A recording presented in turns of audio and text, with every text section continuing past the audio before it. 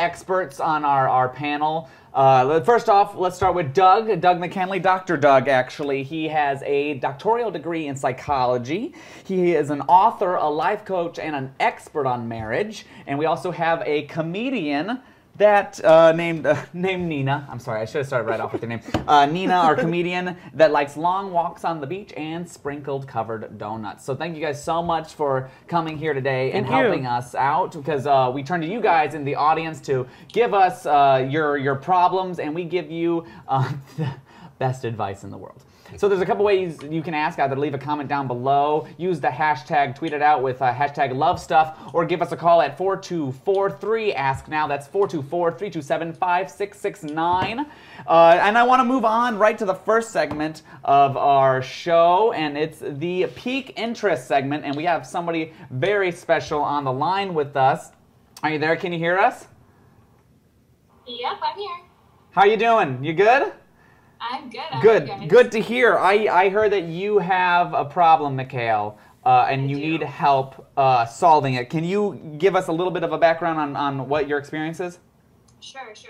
So earlier this summer, around June, actually, I was diagnosed with a rare autoimmune condition called a disease. It's like extremely, extremely rare, and essentially it's a sort of disease that it's hard to diagnose in the first place because it looks like a lot of other things. So it's often misdiagnosed as like lupus or other autoimmune conditions, but luckily we were able to figure out what it was. But essentially it rendered me incapable of doing a lot of the things that I love to do, like writing and making music and going out and working. And I even couldn't make money for a couple of months. And although now we've begun to treat it, so I'm starting to get better, I still, a lot of days I wake up and I feel so powerless to this thing that feels like it has a lot of control over me,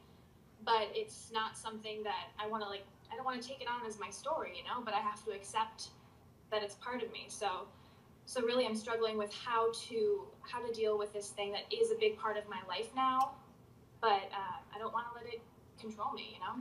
I see. Okay, cool. Do you mind me asking, how old are you again? I'm 22. Okay. Oh, so you're pretty young. Okay. Yeah. I could understand that, because now all you want to do is just have a ton of fun. Right. I mean, so I couldn't, for a couple of months, I couldn't walk. It was like I had like one severe symptom is that you get like arthritic tendencies, like you can't walk. So you say that the challenge for you is right now more finding like motivation in the start your day off? Interesting. Definitely. Interesting. Well, how are you now? I'm a little bit better. I've begun treatment with like an immunosuppressant. So basically the disease, your immune system is overactive and your cells are attacking each other. So I've begun to get better, and a lot of my symptoms have receded, but I'm still they're like dwindling a little bit, but now I'm just starting to get back into the swing of things. Everything feels so different. Yeah. Yeah. Well, I think that's an interesting thing, because I think a lot of people, you know, struggle with a very similar, and I think a lot of people have a different circumstance where they struggle to wake up in the morning or have a different, like, lack of motivation, but they don't have something keeping them from it, like they have no excuse, you know, because I feel that way sometimes. I'm like, oh, do I have to? Like today, I was like, do I have to start? And then my dog hops on top of me. I'm like, let's do this. This seems like a good day. So I get how your situation is a little different, but you like to write, you say? I do. I write music, and I love writing poetry. Cool. Well, thankfully, that doesn't require too much physical effort, right? Yeah, can you write now? Yeah. Yeah. Do you have the ability to write now?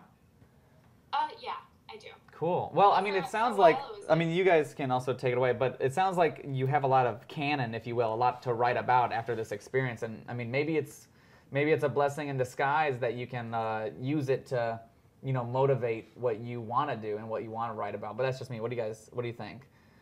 Well, first of all, I'm so sorry. It's such a young life. Life does bring these things to us, but none of us want to see someone have to face this. So you know that people have come before you. It takes courage. It takes the ability to not let circumstances control your life, and it's not easy. So we're sorry that you have that, but I love your courage to get on a program like this and to ask for help and to get suggestions. Yeah, I think that alone right there proves the capability of motivation. I think it's just capitalizing on it next.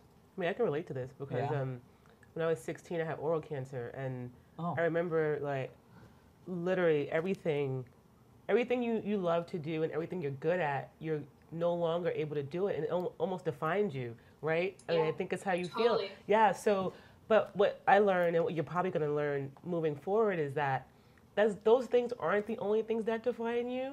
They're part of who you are, and you have the joy of trying to figure out other things that maybe you might be good at, or things that might interest you, and how to expand. And maybe if you can't write, maybe you use a recorder, you know, because poetry, you can speak it if you're able to just press record and speak. And then you might find out that maybe you're better at speaking it than writing it. And maybe you might one day go do slam poets. Who knows? So I definitely can relate to that because it definitely changed my life, like, 180 degrees. And I agree with Blake. You probably are going to be a better writer than you've ever been. Yeah, absolutely. You now have something real. Yeah, well, thank you so much for calling in, Michaela. If anybody else wants to talk to us, please, either give us a call, you can tweet at us, or leave a comment down below, and we'll try to get to them. Thank you so much. Hopefully we gave you some good advice.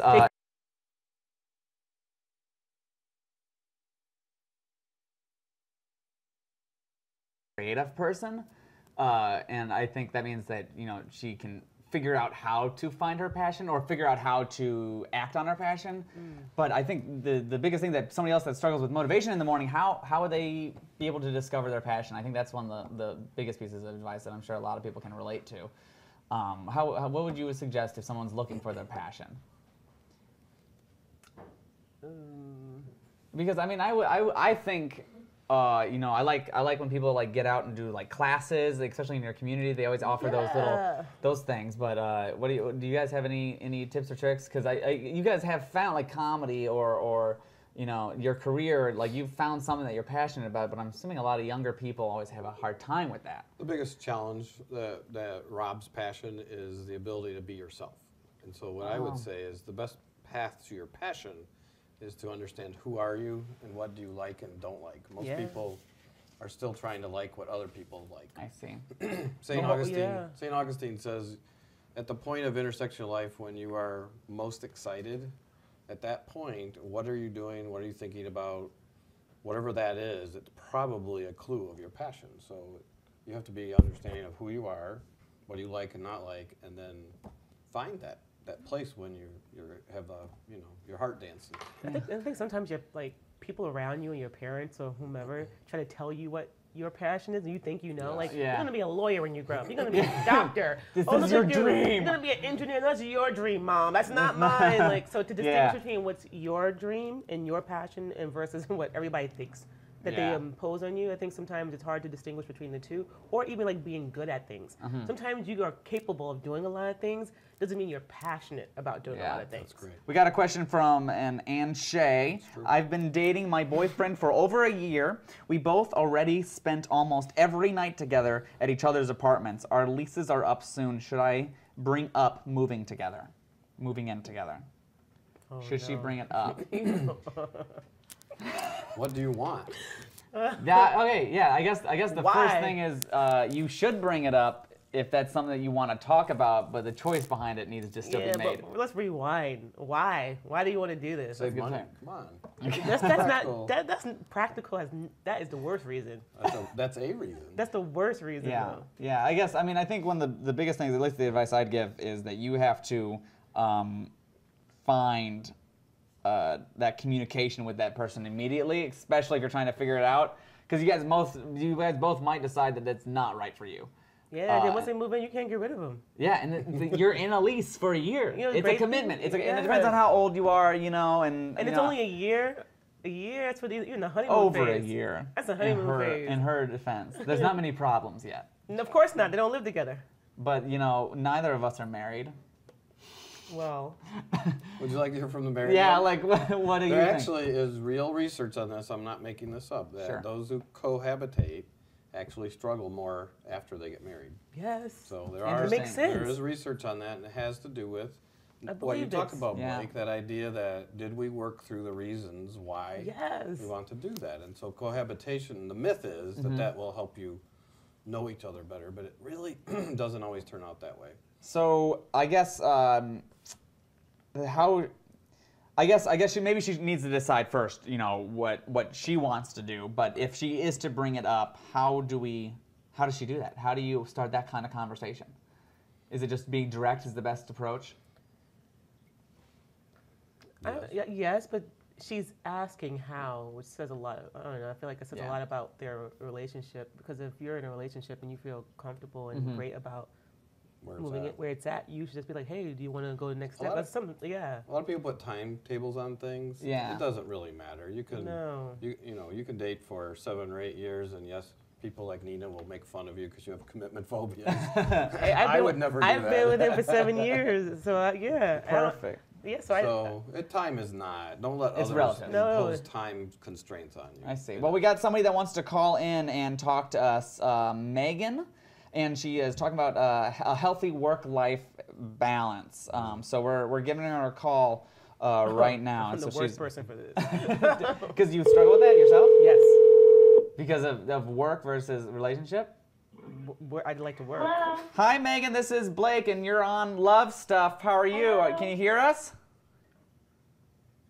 Can you hear us? Hello. Hello? Hi. Hi, Megan. Can you hear us? Okay, well, I guess Megan can't hear us right now.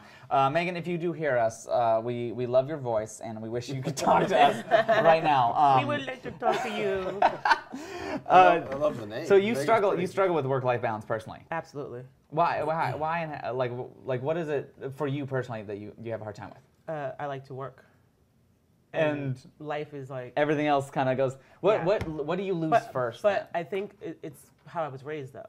Yeah. I was an athlete since I was really young. Oh, maybe this is Megan. Yeah. I want to hear the end of this, though. This is good. No. Hi, Megan. Can you hear us? Oh. No. I heard something. Oh, hi. Hello, Megan. How are you?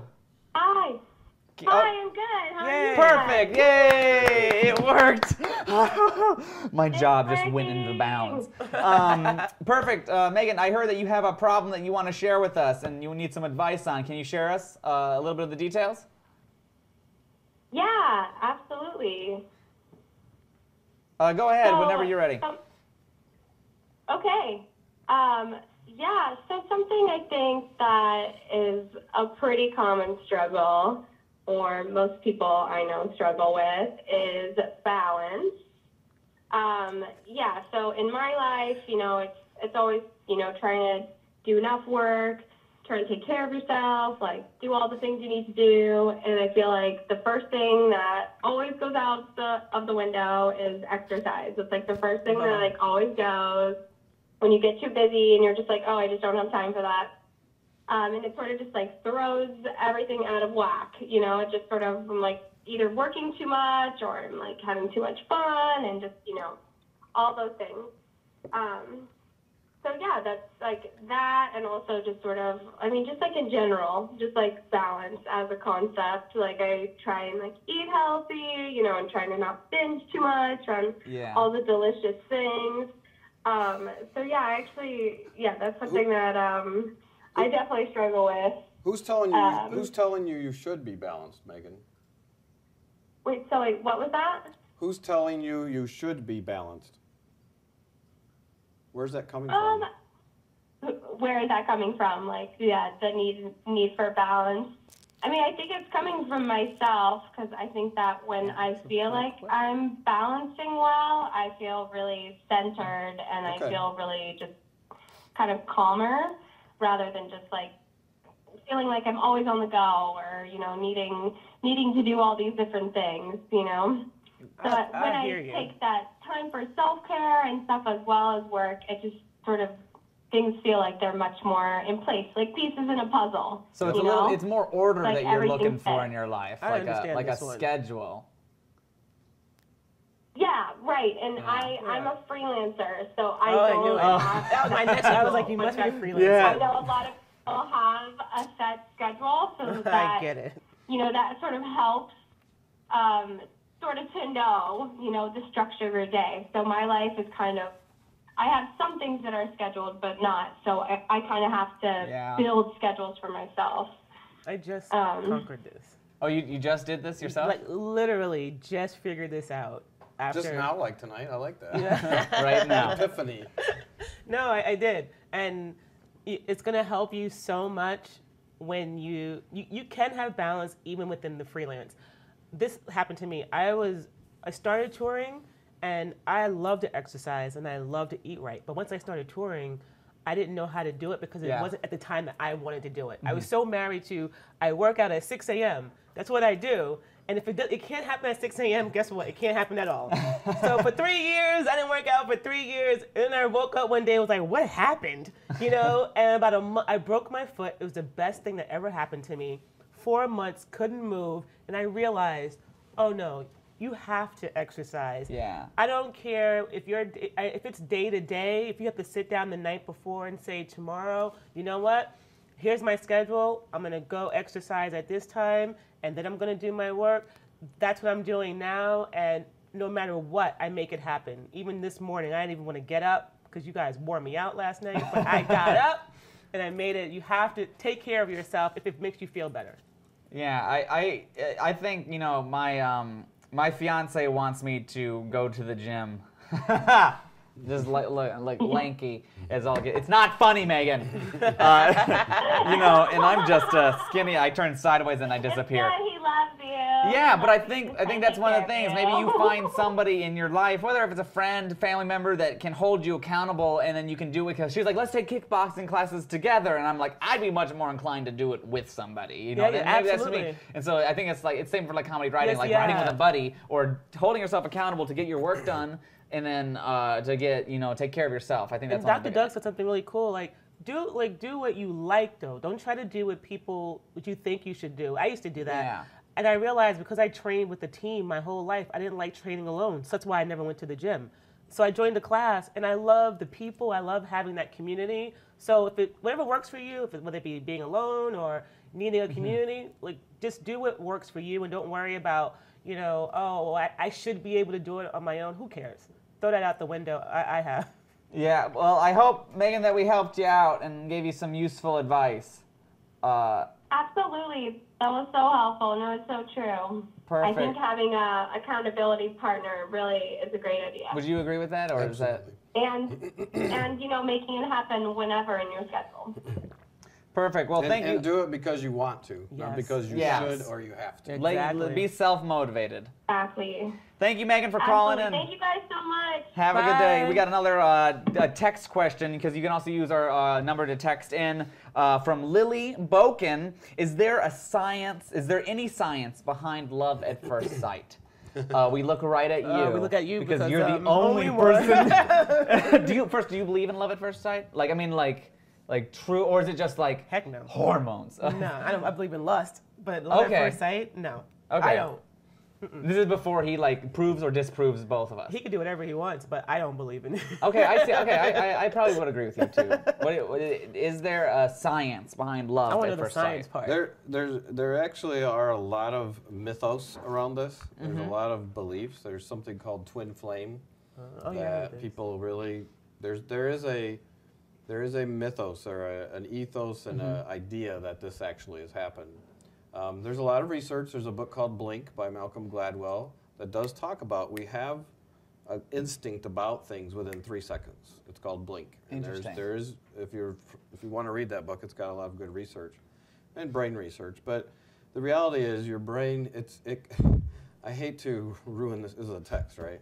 But you could also have the same attachment to a light or to a piece of chocolate. Okay, then maybe I do believe in it then. Love it for maybe I do.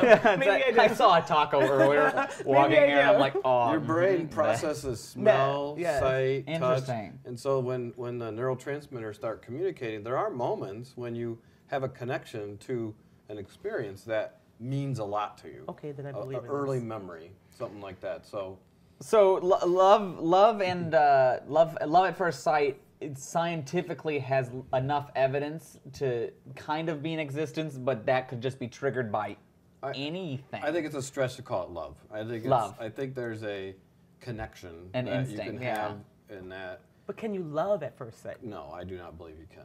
Interesting. So love is over Stream time. just became so depressing. It's like, oh, okay. Thanks for watching. I think the technical term is infatuation. Oh, okay, that's a good. Yeah. Can that evolve into that. love? It sure can. You called it lust. It's infatuation. Yeah, for everybody that has joined our stream, this is Doug. He has a doctoral degree in psychology, so he is our expert today. And this is Nina, and she is a comedian. And I am Blake. I am different. I'll be your host through this evening. I think we have another person that wants to call in with a question. And her name is Dom. She has an inquiry about dating. You're in a long-term relationship right now. You've been dating somebody for Very committed. Very committed. Yes. So how long has it been? Is it 100 years? 100 years? Really? I mean, Tell it's been us. so You look long. great. It's been so long that I mean, like, You look great. we're an institution now. And then you've been married for how long? I've been married 32 years. Oh wow. Hello? Hi, you're on Love Stuff with us. Do you have a piece of advice, or you're looking for advice, a problem? We'd like advice. I'll take I advice got as well. surprised. I need advice. I got surprised by your phone call. Is this Dom? Hi, yeah. It's kind of hard to hear you. I'm getting a huge echo right now. Sorry about that. Power through it. I recognize your voice, Dom. I feel like we're friends. Okay, so what's your question? So, I've been thinking about this for a while now, and as my parents like to say, anything that happens more than 3 times tends to turn into a pattern. And the past few times I've gotten people to be interested in me, they basically show interest and then turn tail, and a couple weeks later appear again saying like, hey, meet me and my new girlfriend. And it's kind of turned into me being a test dummy for them. So they'll like check all their moves with me and, get to have fun, and then they leave and get a girlfriend. And I'm just kind of left there wondering, like, what happened there? You said you're a test girlfriend. Are these people that you were like dating and you guys kind of understood that it was a girlfriend situation, or are these people that you really wanted to date that you might not have been that person yet? A little bit of both. None of those relationships were long-term. A few of them were just at the point where we would start to get to know each other and like see what we wanted. I see. And there was no accountability for whether or not we were officially dating. But some of those where we would start dating and then they would just make up an excuse, basically disappear, and then a few weeks later start dating somebody else. Who usually those girls are like strangely similar to what I would look like or act like in one shape or. So you'd see yourself in them and go, why wasn't it me? Yeah, basically, or even like what personality trait in me would attract those kinds of people, or like what pattern and behavior would trigger that to happen. Well, just based on our conversation, you seem like a very bold person, so that might be it, and which I think could be intimidating to a few, but that could be what's so attractive off the bat. So that might be what's luring people in, but I'm not sure.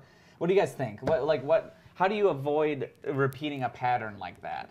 Because it definitely doesn't seem like it's. I mean, it doesn't seem like it's your fault. That's just me. But what do you? I have the standard rule. Like, he has to be so into you. Okay. Like, I mean, it doesn't sound. It sounds like. I mean, have you felt like any of these guys were really, really into you? Yeah, quite a few. Yeah? I mean, I'm a very careful person. So unless somebody really wants to spend time with me, I'm not going to bother, because the whole point of trying to form a relationship is so the other person has fun with you as well. It's not just like, are we that? Are we gonna? Like, I don't really like when people don't show interest, because that just wastes everybody's time. Like, why are you hanging out with me if you don't like spending time with me? Yeah, I agree with that. I mean, it's a good initial filter, I guess. So at least you're bringing in people with a good intention, and I guess the problem still is trying to avoid being that what you feel is a cycle. Which, I mean, I don't know how cyclical it truly is. I understand your logic behind a pattern, but it might have just been a little unlucky more than anything else. I think there's a lot of really crappy people in the world that we kind of have to sort through. At least that's my opinion. I don't know. You are literally the expert on the topic. I would need to ask some more questions. Do you have any? It's going to sound cruel, but are you aware of any annoying or behaviors or characteristics that others dislike about you? Has anybody ever given you feedback around that? I'm not sure. You know, introspectively, it's very hard to pinpoint faults in yourself sometimes. Great.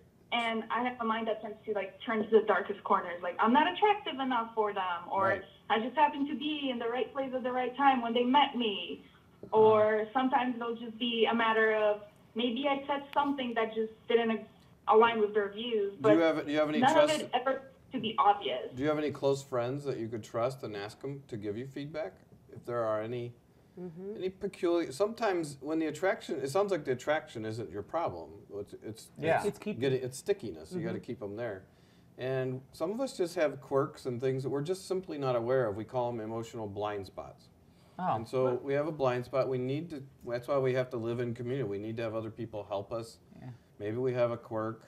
So I would suggest asking a few of your trusted friends or other people. Just ask them questions like, "Is there anything I'm doing that might be a potential turnoff, or behaviorally or otherwise?" But maybe they're just not the right guys. Yeah, I know that. I mean, like, yeah. Maybe this is just me. I wouldn't even bat an eye at Move on. At 3. I'd just move on. I'd be like, I don't care if it's 100. I'd be like, well, they're not the right ones. I keep Yeah, going. like I would never think it was me, but If they that's don't just meet me. your litmus test, Yeah, wait they till don't meet- someone But that I does. love the humility of, is it me? I think that's the first place we, and it sounds like she's into some of these guys. So it's Yeah, so you would want them to work. unrequited love. So I think it's really important just to pay attention. Is there anything? Because if there's not, move on. You'll just have to just keep practicing. I believe in the Well, right one at the right time in the right place. But I mean, okay, once you figure out what it is, does that mean you have to change like who you are? No, but if you're not aware that there's these things about you that are But it's less not than it's not attractive. bothering you. Well, if we lived alone, that would be just fine. Yeah, this is true. We have to live with Yeah, other we have to people. live with Right, other but that's why I people. say like maybe that's those guys aren't the right ones. And then you need to have an extreme amount of patience, I think, and that would be the next skill to learn. And the one who like likes your quirks and your You're whatever. a romantic, aren't you? So I am, but I'm it's looking at always it more from practicing and being self-aware and asking questions. Well, Dom, I hope that we answered your question and gave you a little bit of insight. Please feel free to call us again and let us know how your progress goes. But thank you so much for calling in. Thank you. We got another question. Perfect. We got another question from Patrick. My girlfriend and I have been dating for 7 years. We lived together for 5 years. She wants to get married. I feel like she needs me to prove my love through marriage. Marriage isn't going to change the way I feel. How can I express that to her without hurting her? This is why you don't move in. That's why you don't move That's in. why you don't move in. If you know you want to marry a guy, you never ever move in with him. You never do it. Interesting. I would never move in with someone if I wanted to marry them, I would. No, you have to propose to me. We have to at least be engaged and planning our wedding. Yeah. I would say that marriage does change how you feel. So I would ask you to just consider, are there things about marriage that you're afraid of, or that you think, and sometimes people think getting married will change how they feel. And I think it does. In a positive way? Or negative. Oh, no, right. Right, because now I'm trapped. So I would explore, because the research is very clear that committed married relationships actually enjoy better health, they enjoy better sex, believe it or not. They enjoy better, satisfaction in life. It's true. It's true. A lot of people think that, well, if you're married, you can't have great sex, and that's just not true. Yeah. You might not ever have sex again, but the few times. the sexual satisfaction is higher amongst married couples than unmarried couples. Interesting. Because of the trust and the commitment and the safety of which you can express that. And now she's kind of stuck. Because she's living. Because she's living with him now, and the question is for him is like, what's wrong with, for him, what's wrong with going to the next level with her? Yeah, what's stopping you? What's stopping you, and what's stopping you? I mean, because that needs to be communicated in the relationship. Yeah, I'm sure. That's important to her, and you really love that person. I mean, why would marriage make you not want to? Yeah, and he move says, forward? how can I express that to her without hurting her? I have a feeling that if there's any struggle here, there's no nice way to put it. Like, it just has to be done. I mean, it depends on if he's saying, I'm not getting married. It's something I definitely don't want to do. Is that what he's saying? Maybe. I think so. If Patrick, if you're watching, please give us a little bit more information. Also, if you're watching, please leave your comments and thoughts. We'll try to share those throughout our stream as well to hear what you guys think. But yeah, I think it sounds like he might not be ready. They've been dating for 7 years, living together for 5, and now. I think it's important you have the conversation. Absolutely. So good for you. I would not worry about hurting her feelings as much as avoiding the conversation. Yes. Waiting would hurt more. Yeah. Have the conversation. Yes, I agree with that. Be as imperfect. a woman. Try to do it better. I do. But at least talk to her about it and share your feelings. Because it's more hurtful if you don't say it, and then she's always believing it, and then when you don't say it, and the longer you wait, the more it hurts. It's going to happen. It's going to come out anyway, so it's going to hurt even more. So just say it now. Have the conversation. Yeah, so if everybody's joining us right now, we have Dr. Doug and Nina joining us to give advice on your guys' problems. So please leave a comment down below. If you have a question, you can call or text our number that's on the screen, and you can tweet us with the hashtag #LoveStuff. I got another question here from Lily H. This is probably a good one for you, because if you guys didn't know, Doug is also an author, literally wrote the book on marriage. What's it called again? I wrote a book on a marriage book. Mad About Us. Mad About Us. It's been in the market for a while, and the content has lived on. And Lily H asked, "What is the key to a happy marriage?" If there's one key to unlock this door of happy marriage. This is good, because I just recently got engaged. You've been in a long-term relationship, and I'm assuming marriage might be on the horizon. That might be an assumption. It's between me and him. Okay, you say between you two. Maybe that's a good piece of advice for us. You have 3? Can I have 3? 3 keys? 3 keys? Yes, absolutely. Open 3 keys? Yeah, 3 continual doors. Sure. So 3 keys of marriage. I think first of all, it's humility, trust, and respect. And it's not getting it from them, it's giving it to them. You need to be humble, you need to give trust, and you need to give respect. Those 3 things, if you can practice those in full measure, just all out. And I don't think trust is earned. It's a very provocative kind of statement. I think trust is about a choice, because we do hurt each other all the time, long-term relationships. We have to keep coming back to that trust table and working at it. So I know communication is the #1 answer, but I think those 3 things precede that. Interesting. So. Because communication, you can assume, is just an assume. I agree with these, though. I agree with the trust factor. And you said trust is not earned? I do not believe trust can be earned. I'm too imperfect. I'm going to mess up. That's so, That's a good way to put it. I've never thought of that before. never thought about that, but that is so, like... Because we put a lot of weight on trusting our partner, That's a key right here. Yeah, he's the key.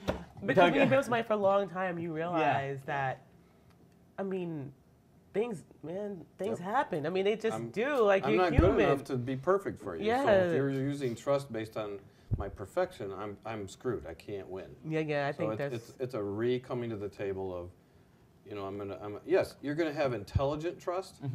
Be intelligent. So I'm not gonna maybe ask you to do that thing I need you to do that really let me down, but I'm gonna keep trusting you, and we'll work back towards that trust. I agree with this. That's perfect. I agree with it. I approve this message. I mean, and I approve. We got a question from Cameron, 14 years old. So this girl and I have been flirting, and I asked if she wanted to see a movie with me. She said she would love to see it, but wouldn't pay for it. Does that mean that she is hoping I will pay for it? And is this a real date? Yes. Okay, first, I love the excitement of it. Is this a real date? I go, you're asking somebody to a movie. I mean, you would all hope. things, a movie is the most romantic. It better be a date. It better be.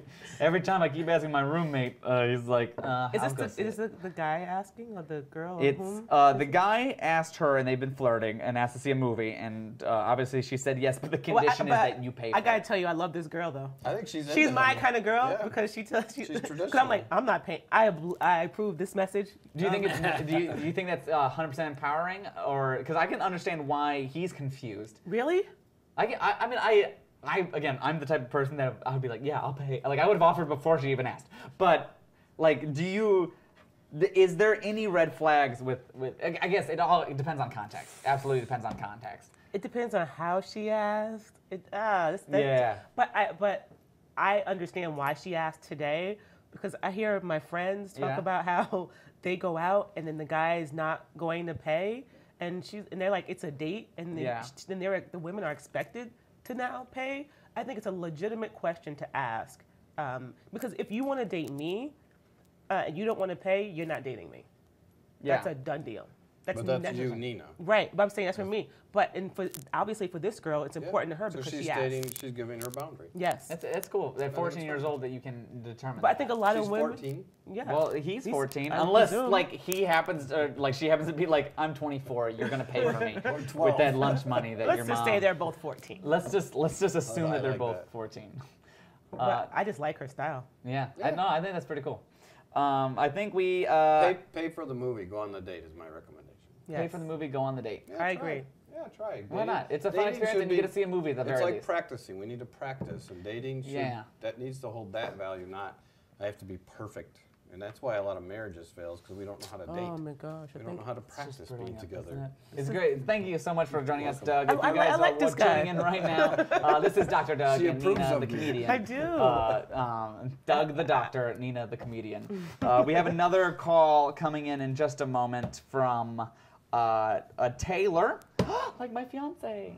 Oh. Maybe it is. I hope so. Taylor, is it you? Could you imagine? It's definitely not Could you Taylor. imagine if she just calls in and she's like, I'm really dealing with this guy.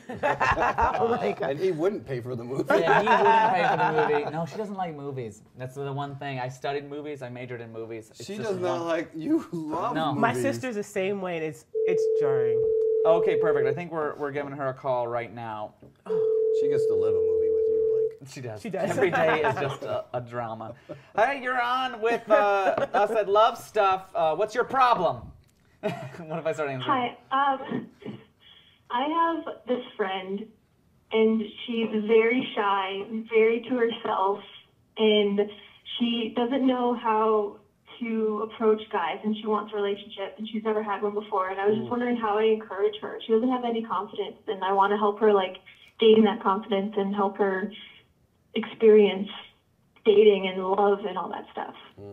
That's very nice of you. So sweet. Off the bat. That's just a friend. Yeah, that's a good friend. I think having somebody like you is what she needs now.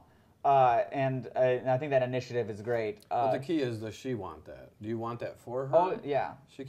You can't give her something she doesn't want. True. And so she may not feel ready. As your friend expressed interest in dating, and is it just her stopping herself, or?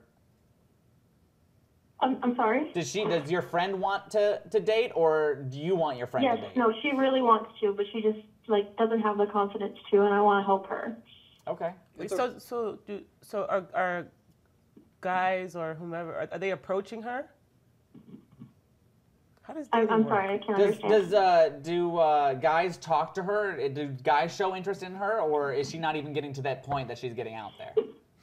People have came up to her and asked her if we're out. They've asked her to dance, and she she's always very hesitant. She only has accepted maybe one or two out of the couple that have, but otherwise she's very, very hesitant and doesn't want to because she thinks that they're asking her to get to somebody else or information about somebody else.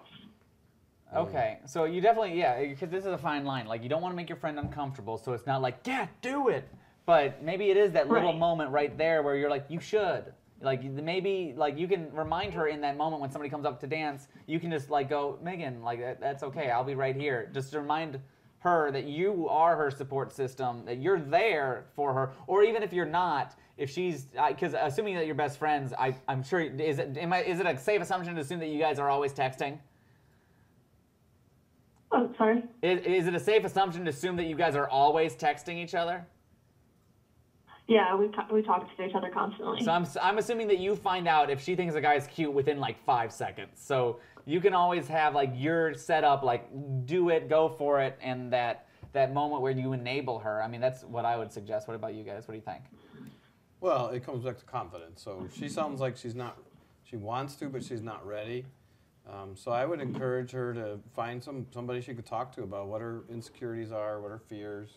If she needs counseling, sometimes that could be helpful, because confidence is everybody's problem. We all struggle with confidence and overcoming insecurity. We do it differently. So be patient with her. I overcompensate. Some of us do Watch that. me live. Yeah.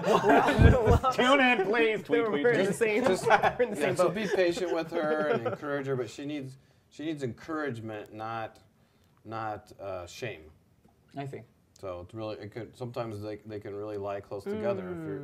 If you're pushing her, you have to, you should. Interesting. Then it can turn into shame rather than just let her be herself. Yeah, I think that's I think she needs to focus on herself too and to figure out how to grow that confidence in a healthy way. But thank you so much for calling in, Taylor. Hopefully we helped you out. And if anybody else at home wants to call in, please do. You can call us at 424-327-5669. That's 424-3-ASK-NOW. You can also leave a comment down below. Speaking of comments, we got one right here. Or also tweet with the hashtag #LoveStuff. So Karen, 19 years old, asked, this guy is always flirting with me. We are really good friends too, but every time we are in this situation where I think that he's going to make a move like kiss me, nothing happens. He has mentioned that he is bad with girls. Is he bad or trying to make a move with me, or is he not into me? Okay. Go, Blake. Let me be real right now. Okay. This sounds like you're talking about me, and I don't appreciate it doing this in a public area. But, Karen, obviously context matters, but I'll tell you what happened to me, and I think this might have been my first kiss. Okay. It's awful. I obviously wanted to kiss this girl. Why not? That's not exactly, not why not. I wanted to. But I basically did what this guy sounds like he's doing and try to make her make the first move by going, please do it. Like eventually I got to that point, I kid you not, that I was like, do you want to kiss? Do you want to kiss right now? And I'm not lying to you. We were in the basement. She was sitting in front of the couch. I went behind the couch and I just paced up and down going, I'm going to do it, okay? I got this. Oh this is my moment. I'm kidding you not. This is the best moment of my life that I'm just like, okay. I got this. And she's like, you're fine. You can do this. I go, okay, are you sure? Are you sure you want me to? And I mean, it sounds like he's stupid like me and needs the enabling to be told it's okay. Sometimes that's just enough, like, it's okay, assuming that you want to kiss him. Like, I mean, you didn't express that, but it sounds like by nothing happens in all caps that you do. He probably is bad with girls, to be honest. Wow. Dr. Blake.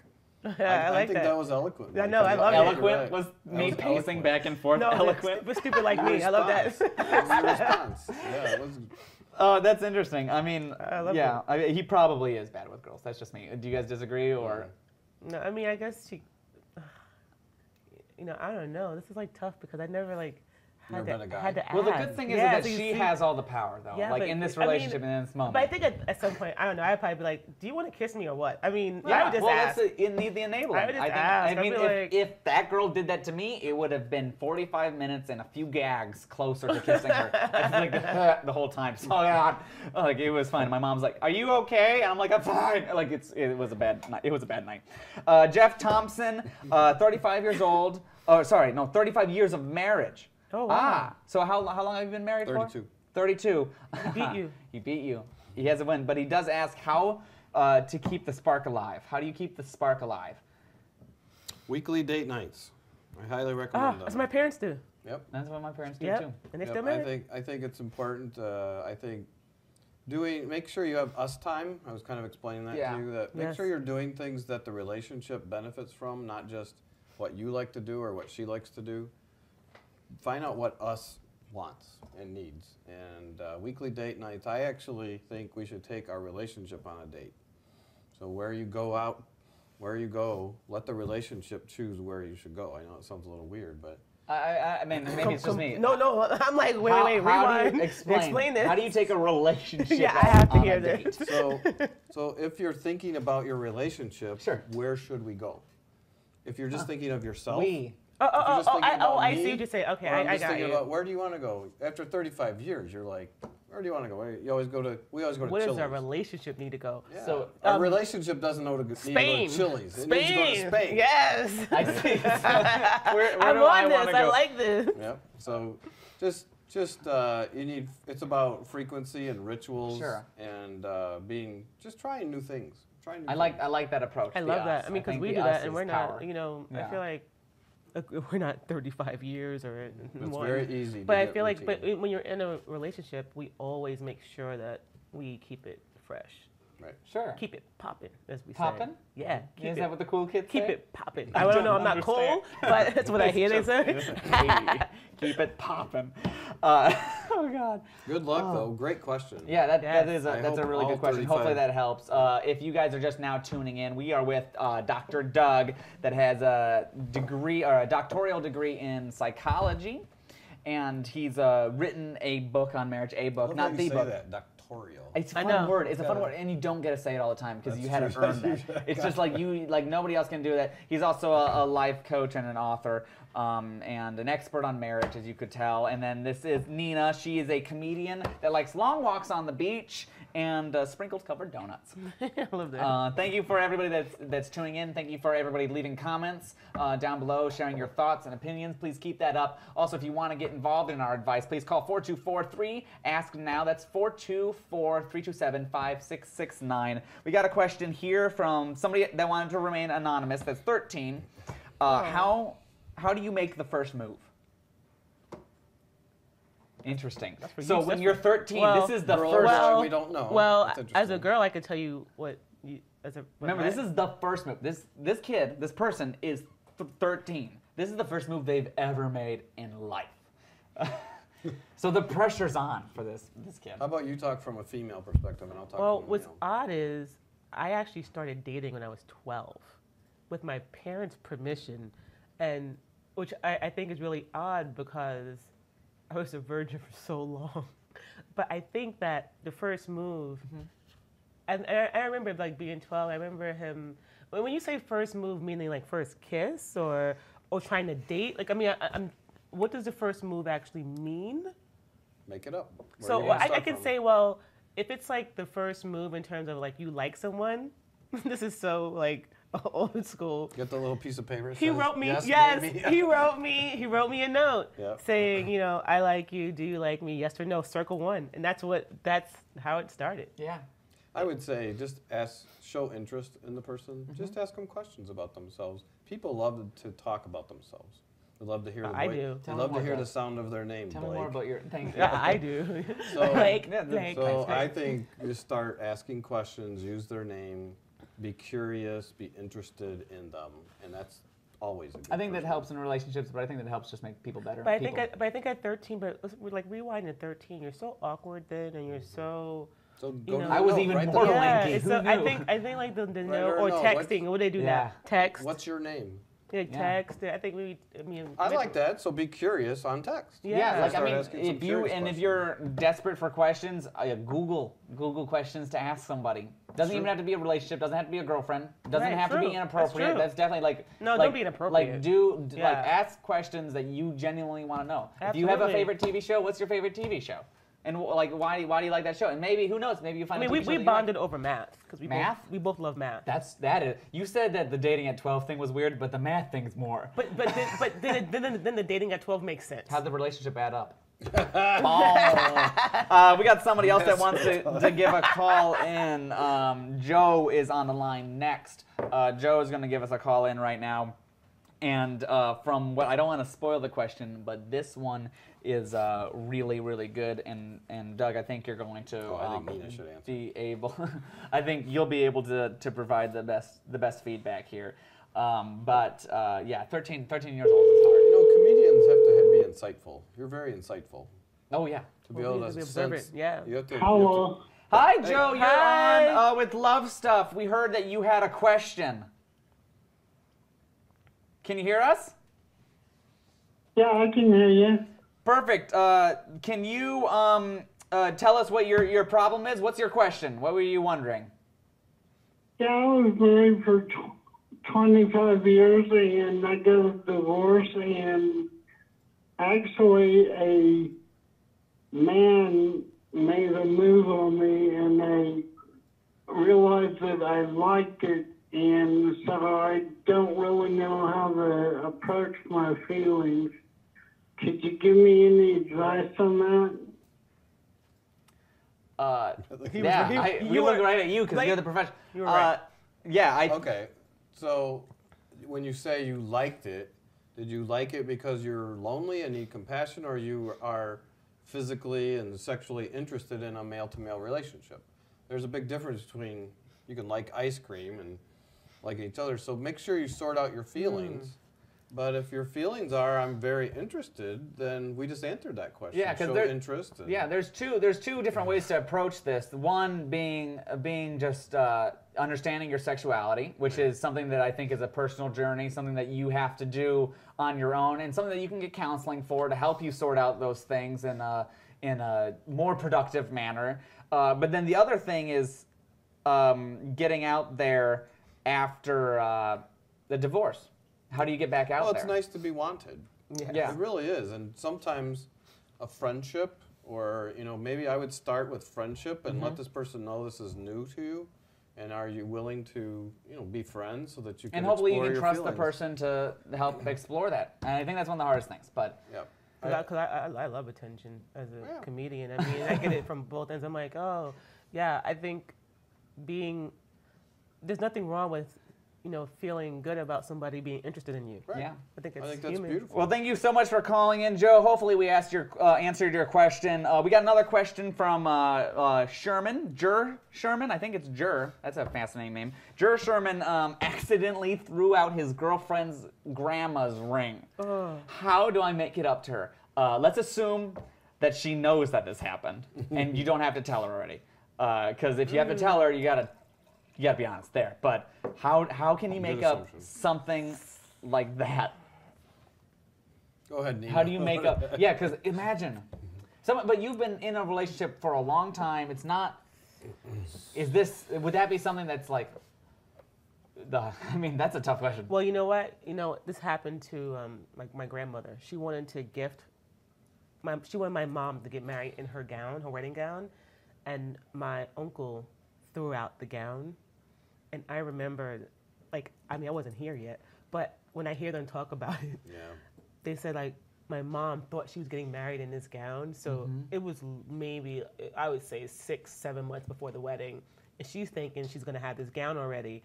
And when when they figured out that the gown was gone, my uncle, I just remember he felt so bad. He felt so bad.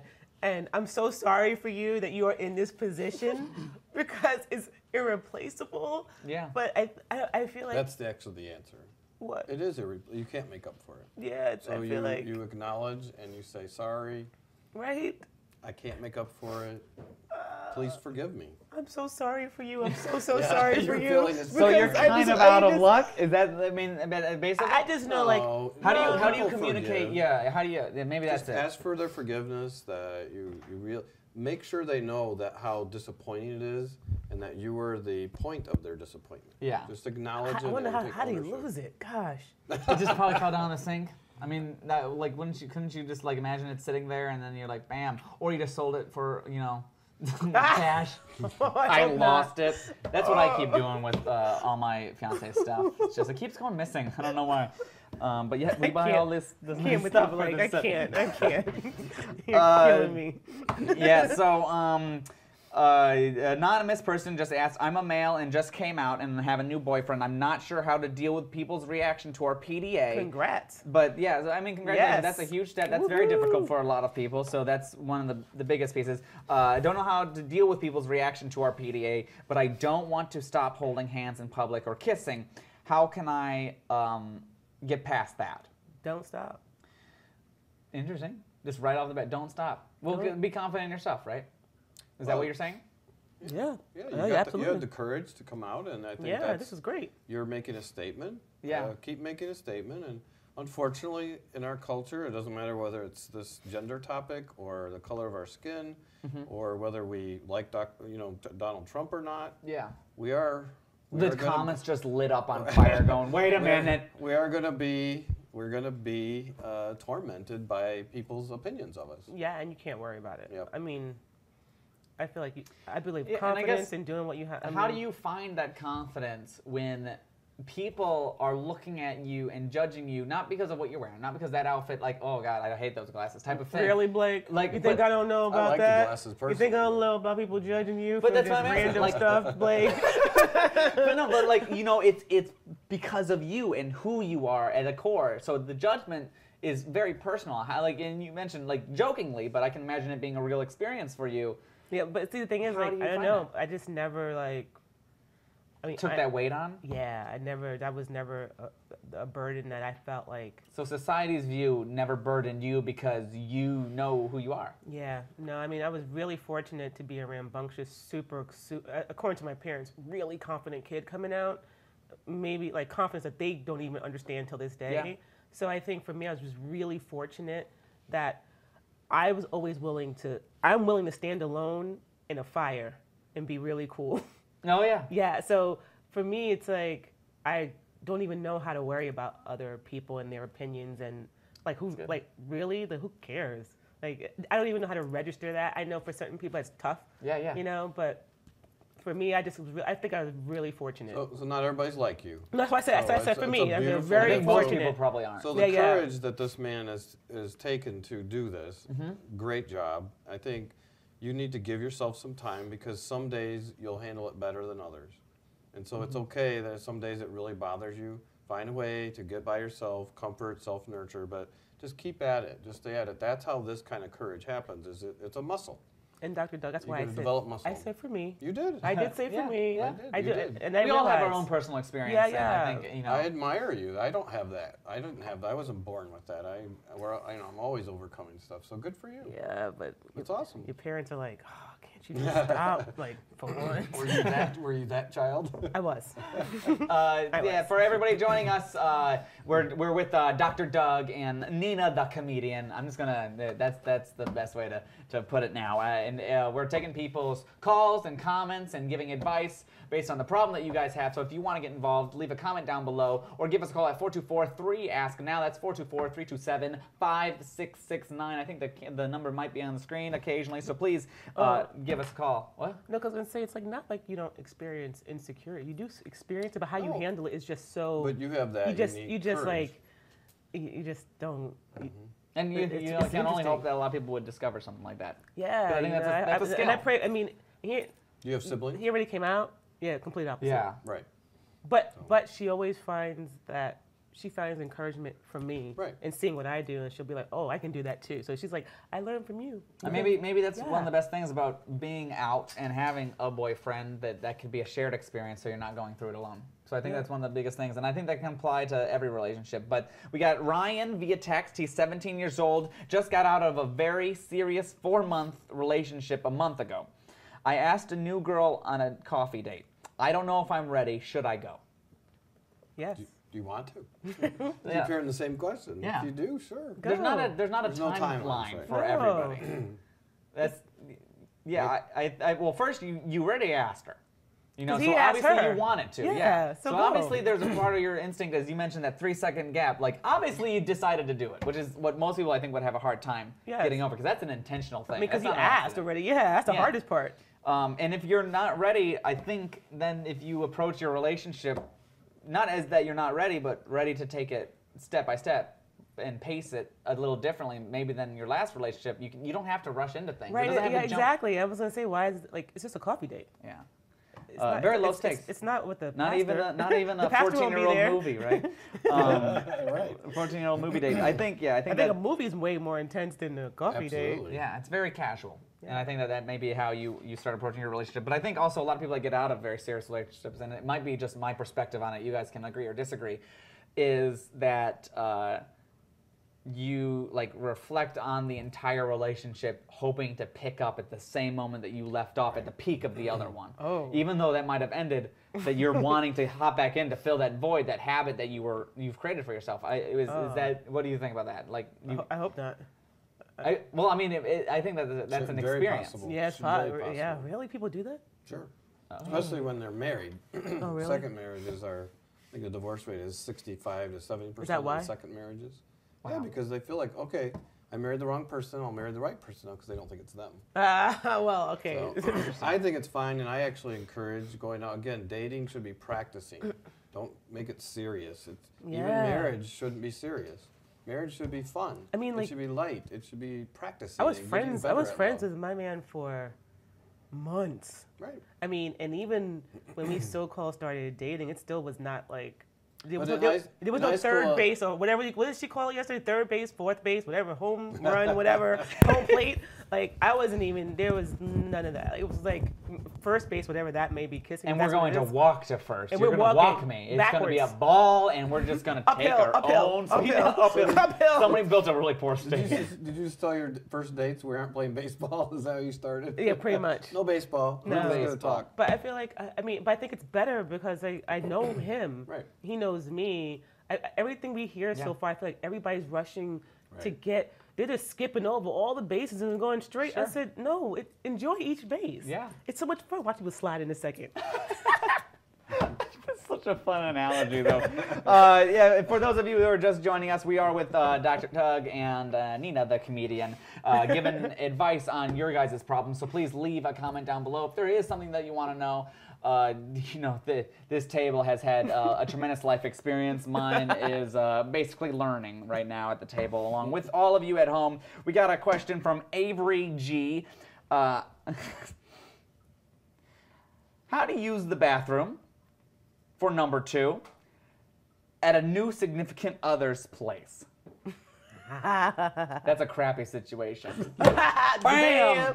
And next question. Skip that answer right now. Sorry, everybody. And look at everyone stopped watching. Interesting. I don't think it's complicated. I think have an outward mindset. Think about what would your mother want you to do? How would they want you to care for that bathroom? I don't know. I was a vegan for 8 years, so that was non-negotiable. Like there was, I didn't have a choice. Like I just had to. Like there was Often? Is that? Yeah. There was no. It wasn't like maybe I could. It was like it's the kale. It's the kale. I figured that one out. Cut kale. Change your diet. That's the advice. Change it. Schedule out your movements. Yeah. Before. It actually can really stimulate a lot of interesting conversation if you begin to talk about things, bad breath, things that are just part of the nature of life. It's really, instead of trying to hide it or going down the block to the restaurant, and I'll be right back. Yeah, on a serious note, though, like my parents, unfortunately, I don't know which one it is, like were very open with us. Yeah. So I didn't even realize that there was certain that people pooped. I didn't realize people like were afraid of pooping. No, they were afraid of pooping. I didn't know people were afraid of talking. Like, yeah. If you sit with my family at a table, you will hear conversations like, my dad would be like, "Hey Blake, so how'd it go in there? Was it this size or what?" I mean, they're very open and we're very upfront. So to me, I'm like, well, everybody has to do it. Yeah. So it's like. Don't act like you don't poop. We heard a song about that tonight, didn't we? Yeah, it's an interesting perspective that it could actually be beneficial because it removes the stigma and starts opening for more uncomfortable conversations. And that wouldn't normally be one, but it looks like we got somebody that wants to give us a call. Because trust me, after a while, you won't care. No. Like, you will poop on them. Okay. Well, that's interesting. Okay, I'm exaggerating. Sorry, 22 words. Sorry, everybody. We're going to get somebody on the line in just a minute, but it looks like she's having a problem dealing with her brother dating her friend. So let's hear from Vicky and see exactly what Vicky feels. Hey, Vicky, you're on with Love Stuff. We heard that you had a question. You want to share that with us? Hello. Hi. Can you hear us? Hello. Hello, mic check. Can you hear us? This is the problem with living in the valley, is that you're in the pit of all cell service, and you really? Yeah, nobody can talk to you ever. It's very frustrating. Vicky, are you there? Can you hear us? Vicky. Hey, Vicky, you're so fine. You're so fine. You blew my mind. Oh, can you hear us? There we are. I assume. This is a lost cause. Vicky, I'm going to give it one last chance. Everyone. Like, Hello? Okay. I don't think we have Vicky. That's unfortunate, but that's fine. Oh, sorry, Vicky. Sorry, Vicky. Hopefully we can try to get Vicky on the line a little bit later. I was about to take a Facebook survey going, should we keep trying with Vicky? Thumbs up for yes, angry face for no, forget, hang up the call. Okay, well, we can try to figure out what's going on with Vicky and maybe getting her to text us in her story, and then we can answer it that way. But I'm going to skip to this anonymous text from somebody that asked, how would you handle a man who stonewalls you and gives you the silent treatment?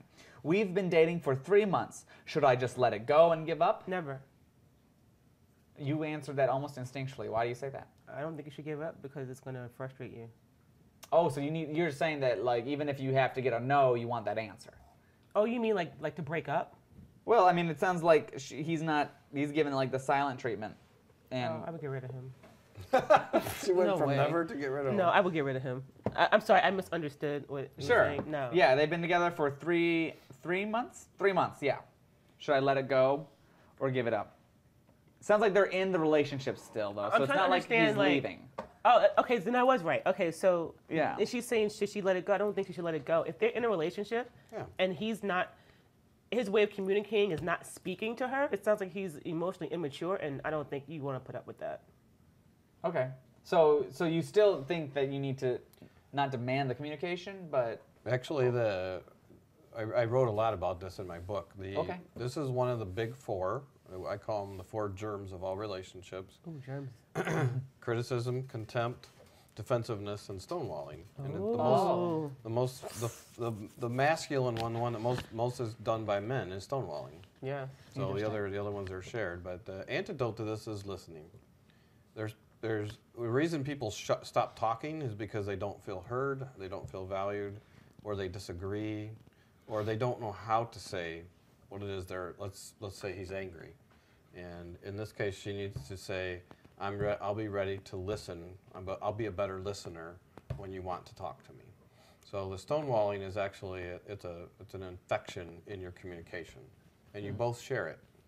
That's what a lot of people don't want to hear. You share it because the infection happens between 2 people, not 1. Yeah. And I'm not saying that she's responsible. Sure. She shares it because she can't enjoy her relationship. I've had to deal with this in mine because he totally was not a good communicator at all when I met him.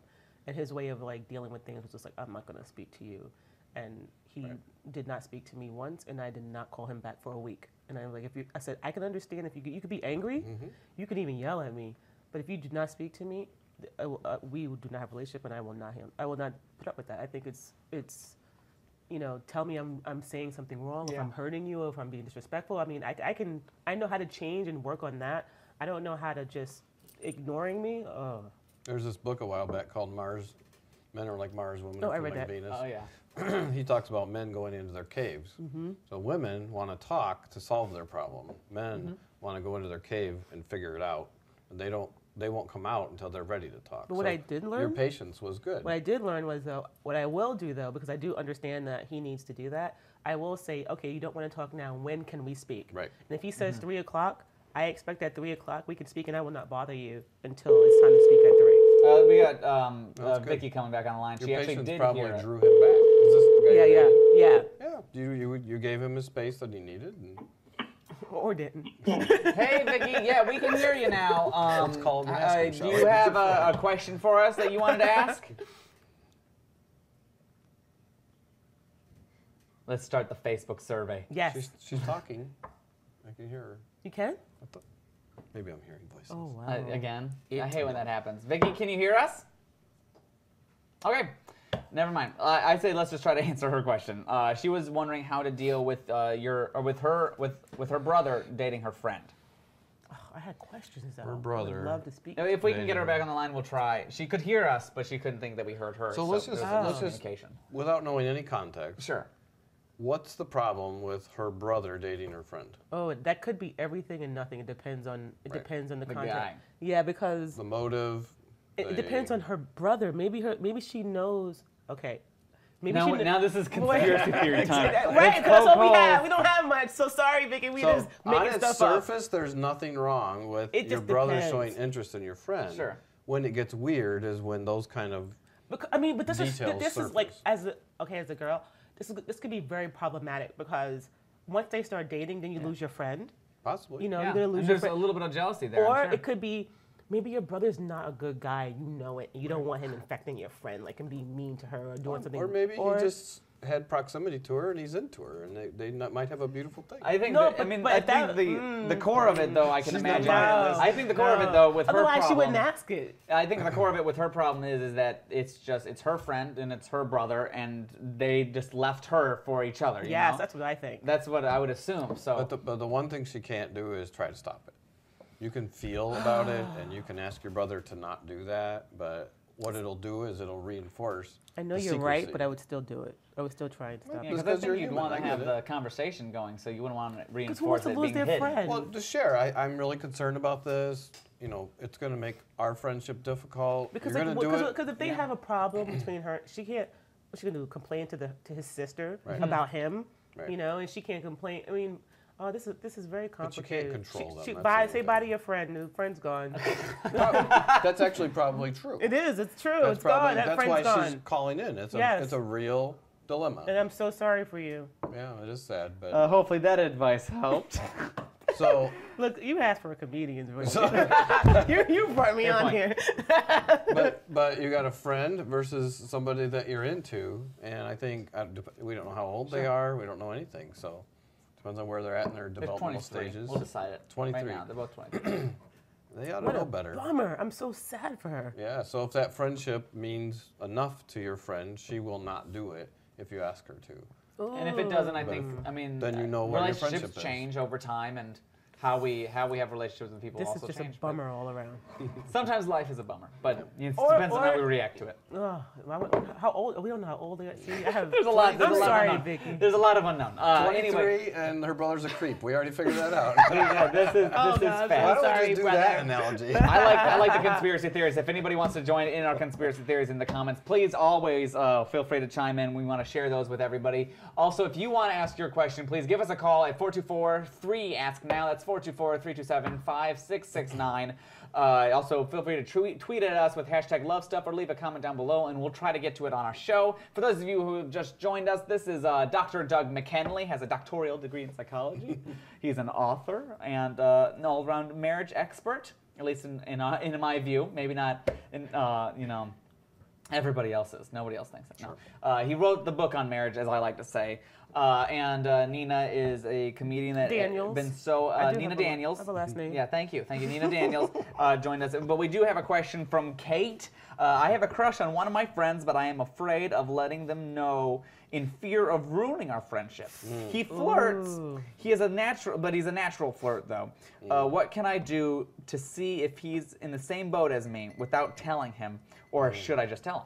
Oh, I would probably do. It was probably bad advice because Dr. Doug would probably get on me, but I don't care. Sure. I would enlist someone else to find out. Not gonna lie. That's what you would do. Because if I value the friendship and I really didn't want to, if I thought it would ruin it, but I really like that person as a friend, I wouldn't. I It's probably kind wouldn't of chance insulting to us guys, though, isn't it, Blake? She assumes that we're not going to know she did that, got It's that true. thing started. It's true. We know, but also that's just. But We it's are a little different. dull. It's different though. It's different that you can know, but I love the strategy. I feel like think it's not putting me or that Directly. person on the spot. And Yeah, I mean it's a more passive way to. which to find out without- normally I don't like the passive crossing way, lines. but if you like this person as a friend, I think you really, got to decide, is the friendship worth more than the upside of potentially if he said yes? Yeah, just, true. just decide. And then if Sometimes you can, it is I guess, worth it. cope with the feelings of remaining friends, because if that's gonna burden you going forward, that might be one of the biggest struggles. a lot of people have these muddy things happening. I had never. You're too good in life. Gosh, So I I'm think I'm too blunt. That's what it is. Maybe that's it. I'll be obvious about the age differences between us, but there was a movie a long time ago, When Harry Met Sally. Okay. Yeah. The whole thing was around this kind of topic, and I think women are easier to adjust if they say no, but if men are attracted, they can't be friends. It was a really interesting social topic back Interesting. in the 80s. I've experienced I have that to part. rewatch the movie now to truly understand, because I didn't. I've had guys like just be like, oh, I'm like, oh, I like you, but as a friend, and they'd be like, I don't want to be your friend. I'm like, okay, cool. Yep. But it's Yep. like, Yep. The myth, I don't think it's true, but I think there's a myth about it that guys can't be friends with somebody they're attracted to. With emotional maturity and emotional intelligence, I think that is possible, but yeah, it's... For everybody that's watching at home, we are joined by Dr. Doug Mckinley and Nina Daniels. Dr. Doug has a doctoral degree in psychology, and Nina Daniels is a comedian. So that's our qualifications to be at this table. Yep. But yeah, we got somebody else. None. We got a Kira J. Sparrow, what a cool name, calling in to talk to us about, or talk us through an awkward date situation. Have you guys been on any awkward dates? Yes. You have? Yes. It was a long time ago, but yes. Yeah. Well, was this before your wife or with your wife? Sure. Sure? Or with your wife. Before. Oh, okay. I was just like... I like that. But with your wife, that was quick. I like that. Yeah. Was this with or without? job. Sure. Bam. It was called poor listening. Yeah. Man. What was your experience on your awkward date? Oh, the date shouldn't have been awkward because we got along really well. But then when we got on the date, it was as if the person completely changed from the person that I was speaking to on the phone all the time. And we got there, and it was like, he didn't really speak.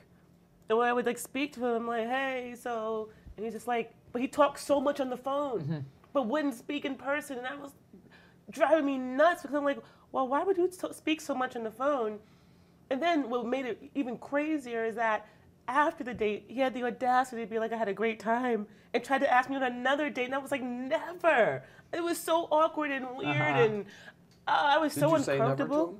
Not like that, of course not. But She's I thought confident. I thought maybe. No, I wouldn't. I don't like people's feelings though. But I thought I said honestly, I said you didn't really talk to me, and I didn't think the date went really well. That's I said, awesome. You know, I love that commercial on TV they have now where they're actually.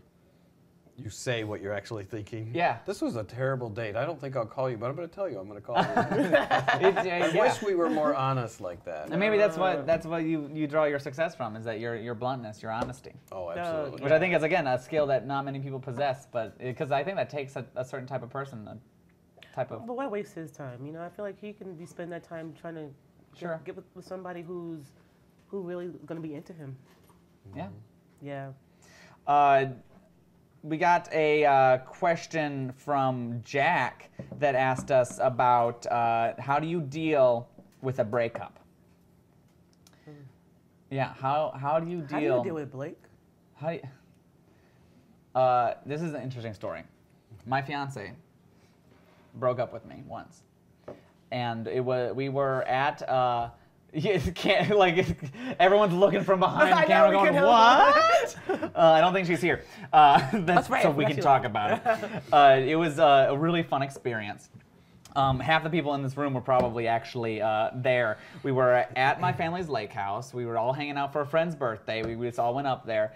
And it was like really late at night. She was just real emotional about something. I didn't know, but you always had that instinct that's like, oh, this is where it ends. You know, like that's just what I always think is like, this is over. So, but I was right. So I basically talked her through breaking up with me. She's like, I don't know how to say this. I don't know what to do. And this is 2 weeks into our relationship. Oh. And so, she was emotional. Yeah. 2 weeks in. Wow. Yeah. So she's at the family lake house 2 weeks into the relationship. I know. Yeah. Well, it was all kinds of questions. I know. My mom and dad knew. Like we were all there for a friend's party. Hopefully they're not watching this too. It's not like you know them, not like your close family friends. We'll talk to them about this all later. But whatever. Who cares? Oh, God. Oh no. Anyway. Dear Jesus, please forgive me. Okay, I got my grounds covered. But yeah, so she broke up with me. I talked her through it. I had to like actually help her break up with me. It was the weirdest experience of my life.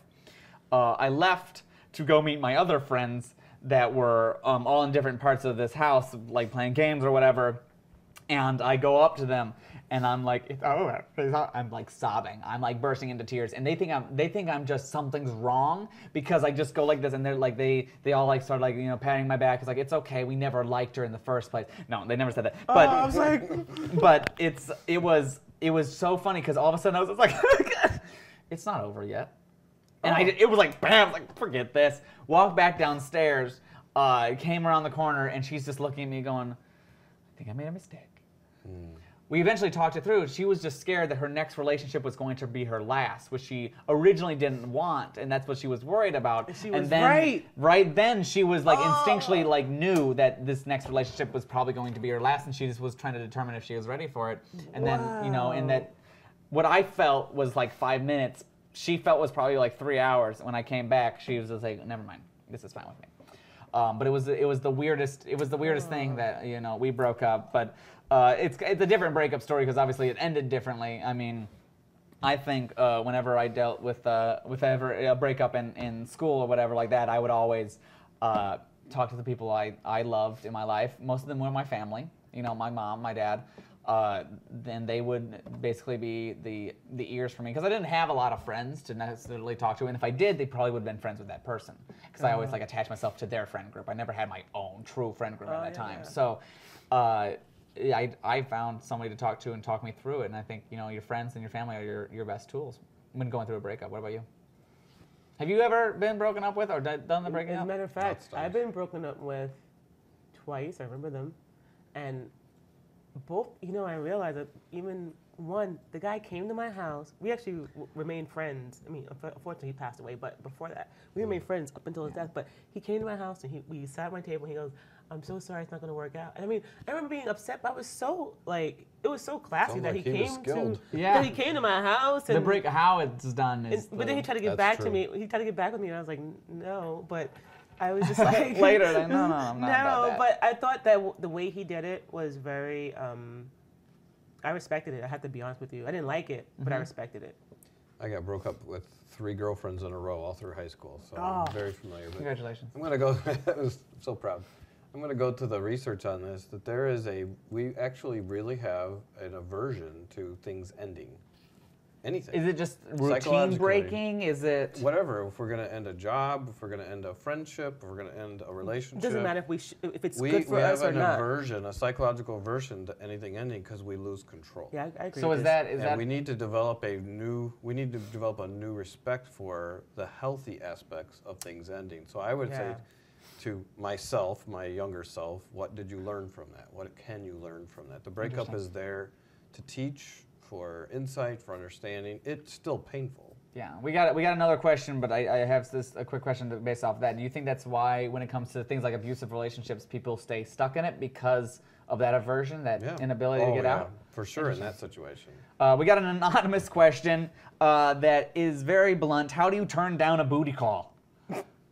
I think it's very easy. That's pretty easy. To just say, nah, I'm good. I'm so old, I don't know what a booty call is. I think it's just like hooking up, like, you know, like how do they come? Like, how do you get a booty call? I would like somebody texting you at like 3 a.m. At like, you know, after midnight. Let's talking go about, and we're gonna do the dance. Like, well, if somebody's texting me at midnight, first of all, whether they say it or not, that's a booty call. If you're texting me and we haven't spoken all day, you're not my man, and you're gonna text me at 12 a.m. talking about can I come over? All right. The answer is no. No. Well, what I would like to do is redirect them, going, hey, I got somebody that you might be able to get lucky with, and then I'll send them like a text, like another number to my friend that I'm not having a good week with, and so then, you know, you are so crazy. Yeah. It's just the easiest way, not bothering me anymore. You are and obviously he's gonna try to find somebody else. A picture of his booty. Yeah, there we go. You It's have my number, this is a clip art. You have my number. That's all it is. So I think that's pretty easy. But Nate did ask. I just started college. Please say no if you want to. That's all. That's unless you're into it, but if not, it's 100% up to you.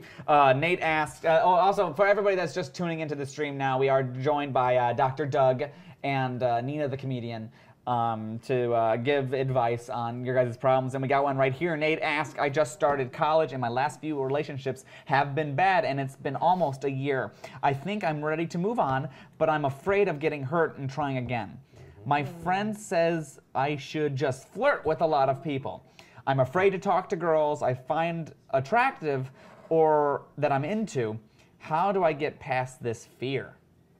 I think the way that you put it very clearly, like, makes it clear to you that you know that you're scared of this. I think like most people are going like, I don't know how to talk to girls, and they don't know why. I think identifying it as just like a fear, as something that it's the unknown, and I think that's what's scary to a lot of people.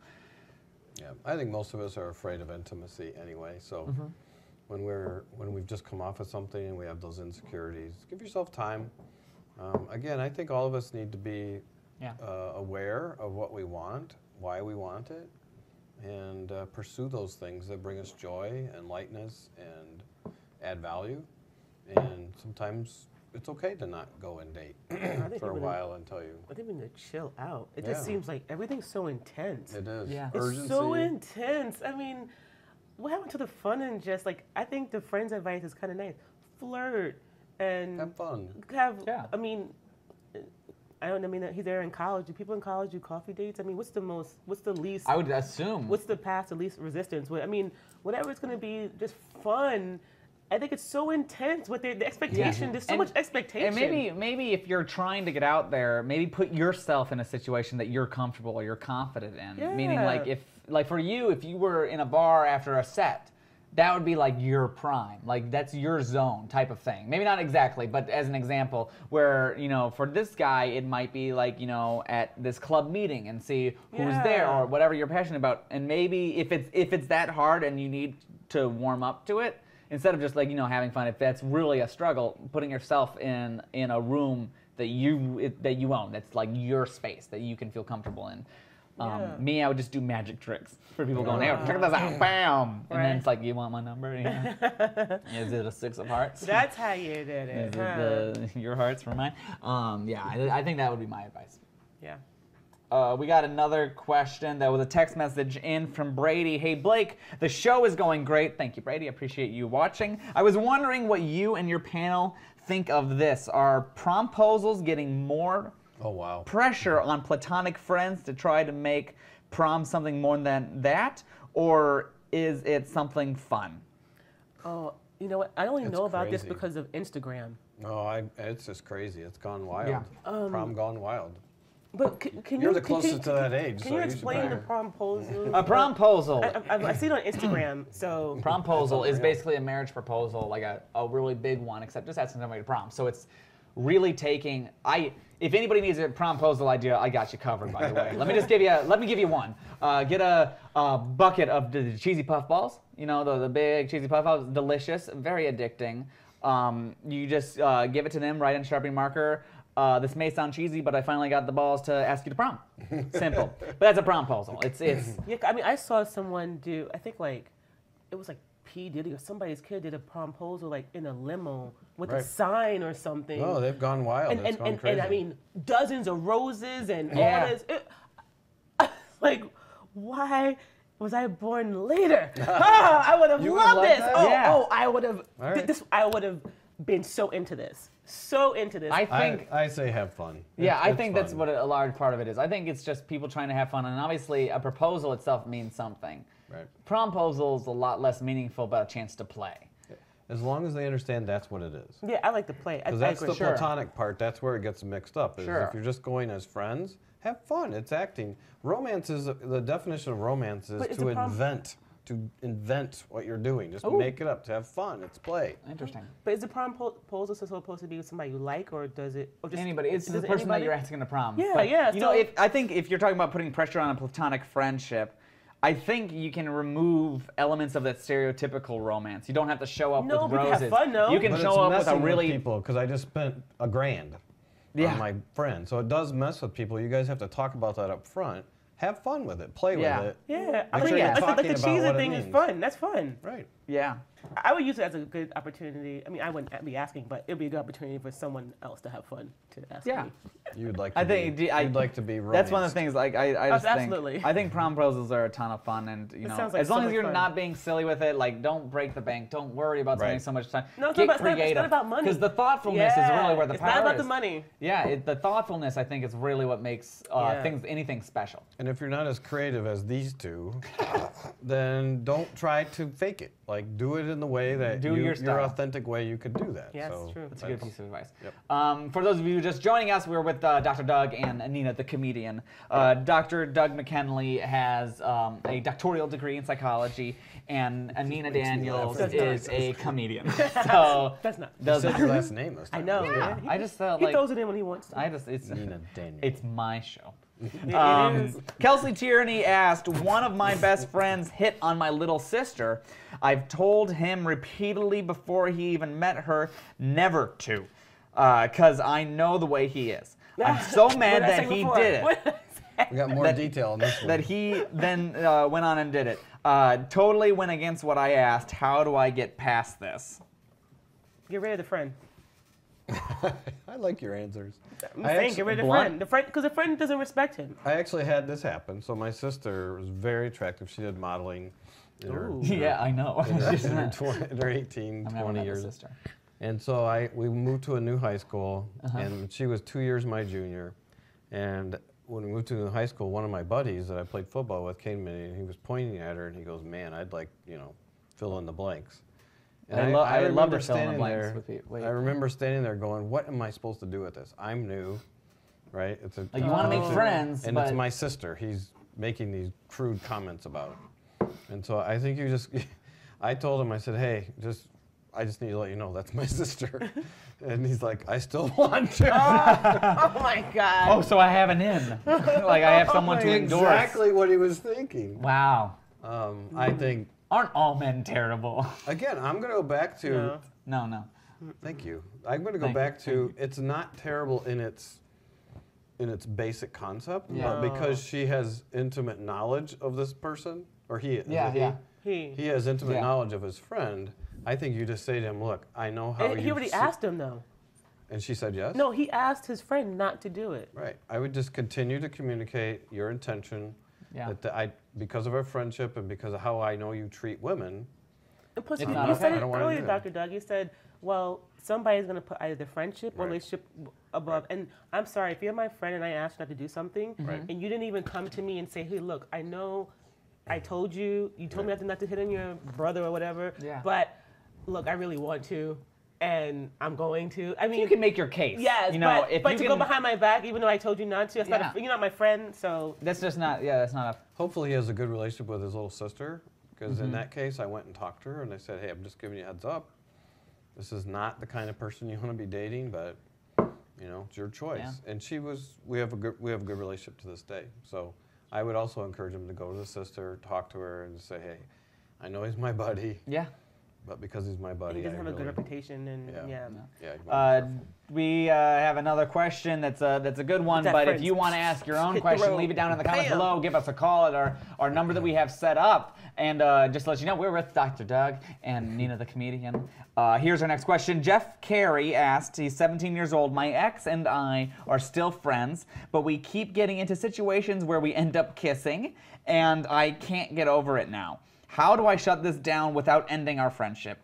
Well, I think the fact that you made a decision that you don't want a relationship helps determine that vagueness that you seem to be feeling, but you don't seem to be acting on. So it seems like you've made a decision, but aren't holding yourself accountable for it. And the friendship. Yeah, and the friendship. I mean, I think it's pretty easy to stop. I mean, it's not easy, but I think making that conscious choice to not do that, because every time you do that, it jeopardizes your friendship more and more. Yeah, I don't have the ability to like anyone after we've broken up.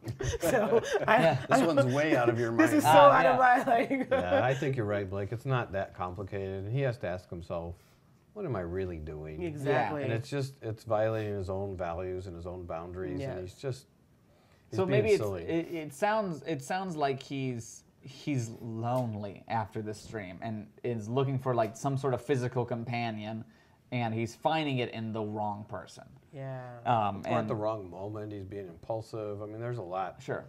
I think you were right. He just needs to. Did he decide and investigate that through self-reflection and figure out why he's doing it.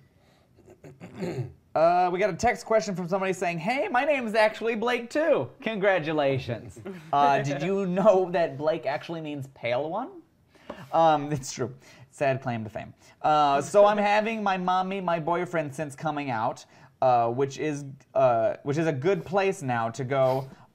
What is a good place to go on our activity to do when they meet? Dinner? What was the question again? The mommy part? Yeah, so just after coming out, the mom's going to meet the boyfriend for the first time since coming out. Oh. So mom has a boyfriend. and what is a good place to conduct this meeting? Dinner? Like, what's a good place? Wait. Is it a guy who came out and the mom's meeting the boyfriend? Yes. Yes. Oh, nice. Let's make an assumption that the mom is comfortable with the coming out in sexuality, because there might be a sense of, I'm sure it's new to her, and so this is going to be a slightly uncomfortable experience. Not to say that she doesn't appreciate you as a person. You guys can tell me what you think, but I guess my advice would be to think about your mom and think about what she likes.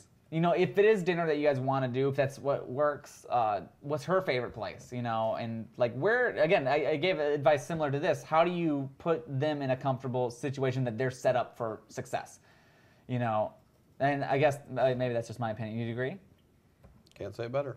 I know, because I brought people home, so I don't know what they do now. Have you had, like, what was your experience with, just in general, like, obviously, you know, straight, but your experience with your parents meeting, or with you as the parent meeting a significant other? What is that experience like? like? Just think about me, where I'd like to be. We brought him. I just brought him home. Yeah. You did? Yeah. You're in the comfort of your own home. You don't want to be in a public place in case you are shocked. I think what you said is exactly right. Think about your mother and do what she dinner's wants. like down the line. Like Right. if you can make it to that level, but you know, bring her home. It can be casual too. It doesn't have to be so much pressure put on it. She can make a quick exit back to her bedroom. Yeah, exactly. Make sure that it's in the open, so you can always leave. We are joined with Dr. Doug and Nina, the comedian. For everybody that wants to ask us questions, leave them down below. Give us a call. You can text that number. We got another question from Margie on Facebook. My fiance cheated on me with his coworker. He is mad at me for being mad. How do I trust again? Oh, he's gaslighting her. It's a good word. How do I trust again? No. Are you okay, Margie? If you can follow up on Facebook, please. Do you mean trust him again or trust another person? Because probably that. I would hope it would be trust another person. Me too. I hope so too. Because if you're talking about him, that's a low. That's a. No, man. That's just no. Yeah. But going back to what you said earlier, trust isn't earned. It's. I like that though. But it needs to be intelligent. Yeah, intelligent. Right. If somebody's going to violate a relationship in that way, and then not even take responsibility, responsibility for it. So I guess this is a common question too with a lot of people. Yeah, they I think a lot of people have this question with just being in poor relationships in the past. However, it became that way. However, it became toxic and unhealthy. How do you get to that point? The alternative is worse. To not trust is lonely. It's isolating. It's way worse. Interesting. You know, it's not earned. You have to continue to give it. Take time. Be intelligent with your trust. And the key word here is intelligent with your trust. Mm-hmm. But somebody trying to gaslight you, make you believe that you did something when they violated. I'm not saying that you're perfect. I'm not saying relationships are perfect. Yeah. But if you're going to violate the relationship, at least have the decency to take responsibility for it. And if they're not going to take responsibility for it, we have nothing to. So if it's about trusting someone else, right? That's what I'm assuming. I think that you just have to, go and don't assume that person's like that person. Everybody's different, and I like the fact that trust is not earned. I think that that's a new thing I learned, and I think that's awesome. Yeah. All relationships are based on trust. Sure. It's really weird because people go around not trusting anybody, so they're not having relationships. That's true. And it's just a really bad, lonely place to be. So trust has to be part of it, and we have to overcome the pain, and we have to develop. And take time for yourself. It's emotional muscle. It's just courage. It's emotional muscle. We can all develop it. Again, it's hard. I'm not saying it's easy, because it's not. For everybody that's joining us, we're with Dr. Doug Mckinley. He has a doctoral degree in psychology, and we have Nina Daniels, one of the top comedians here in the LA area, joining us to give advice based on your guys' comments. We have a load of questions that are coming in. Margie on Facebook. Oh, sorry, we just got to Margie. Carrie on Facebook. Well, my ex sent me an email, not into the family thing anymore, left me with 2 kids. How do I move on from this? Oh. Wow. I think, oh gosh. It's very similar to our last. Not into the family Not thing? into the family, as if that's all he said. Wow. That's very frustrating and disappointing. I think even us not being in the situation feeling frustrated right now. We are. Right? I can't even imagine, Carrie, how you feel about this. That really stinks. I'm so sorry, Carrie, that you're put into that position, especially with having a family. I guess there's two things to unpack here. Similar to what we were just saying, I guess the how do I move on is the trusting again, and getting past that and taking time for yourself to heal. I think that's one of those. With two kids, it's even harder because you have to take time for them too. But I've seen trying this happen to people I know though. Yeah. I have. And then I guess the other thing to unpack is just that feeling of being left. Well, I can say the people that I felt handled it, and I think that their lives seem to reflect how they handled this situation and where they are now. I feel like the ones who were able, and I get you have two kids with this person, but the ones who were able to see the writing on the wall, and they took care of themselves, they took care of their children, and they didn't allow it to crush their hope for love again. And now they're in amazing relationship, have more kids and been married for a long time. So there's hope. Yeah, there is hope. There is hope, and then having the confidence to know that you are loved and you can be loved. You are lovable, and even though this person has problems, there's a problem with commitment. That's on him, but there's nothing wrong with you. And I think that's what I saw in people who have had children and were able to move on. They really still love themselves and really took care of themselves and their kids and moved on. Yeah.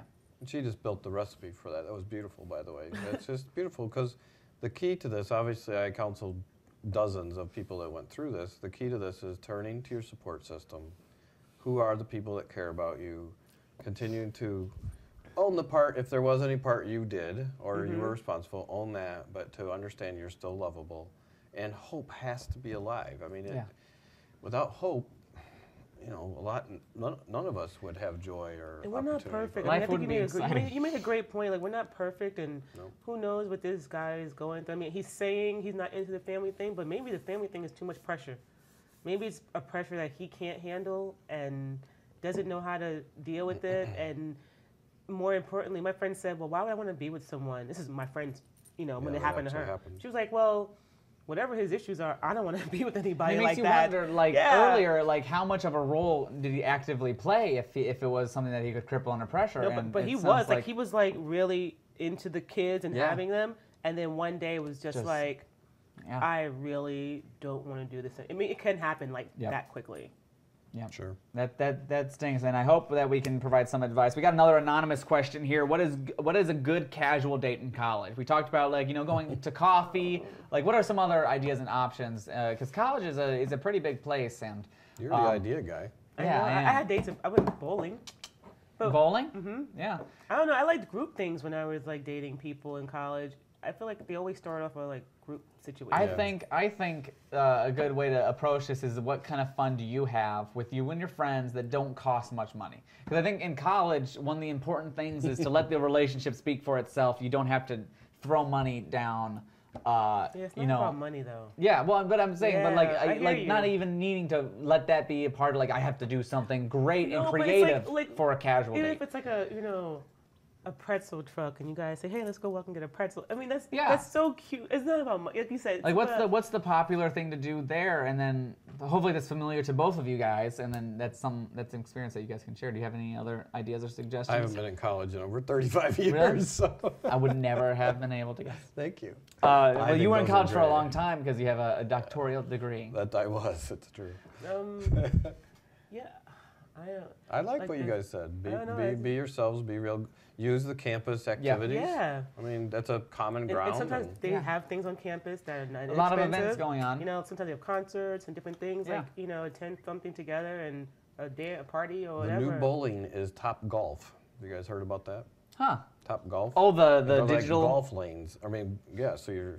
Oh, they cool. have several layers. You go and. It's interesting. I think in every tiny college town, depending on where you are, you might be in a big city like Chicago, but if you're in a tiny area, I'm sure that there's something that the locals love to do. There has to be, or half the fun might be just going on a walk and exploring. But don't sit in the front. Yeah. That's all or I'm else saying. your relationship is going to be on Exactly. spotlight Don't sit there. in the front. We are joined, for those of you who are just now tuning in, we're joined by Dr. Doug, has a doctoral degree in psychology. He is a life coach and an author. And we have Nina, the comedian. She is a comedian. She's funny. She tells jokes. She's actually insightful. She's very insightful. She's a really good person to ask advice. That's what we're doing on the stream today. So please ask your questions down below or give us a call at the number. We got a question from Noah.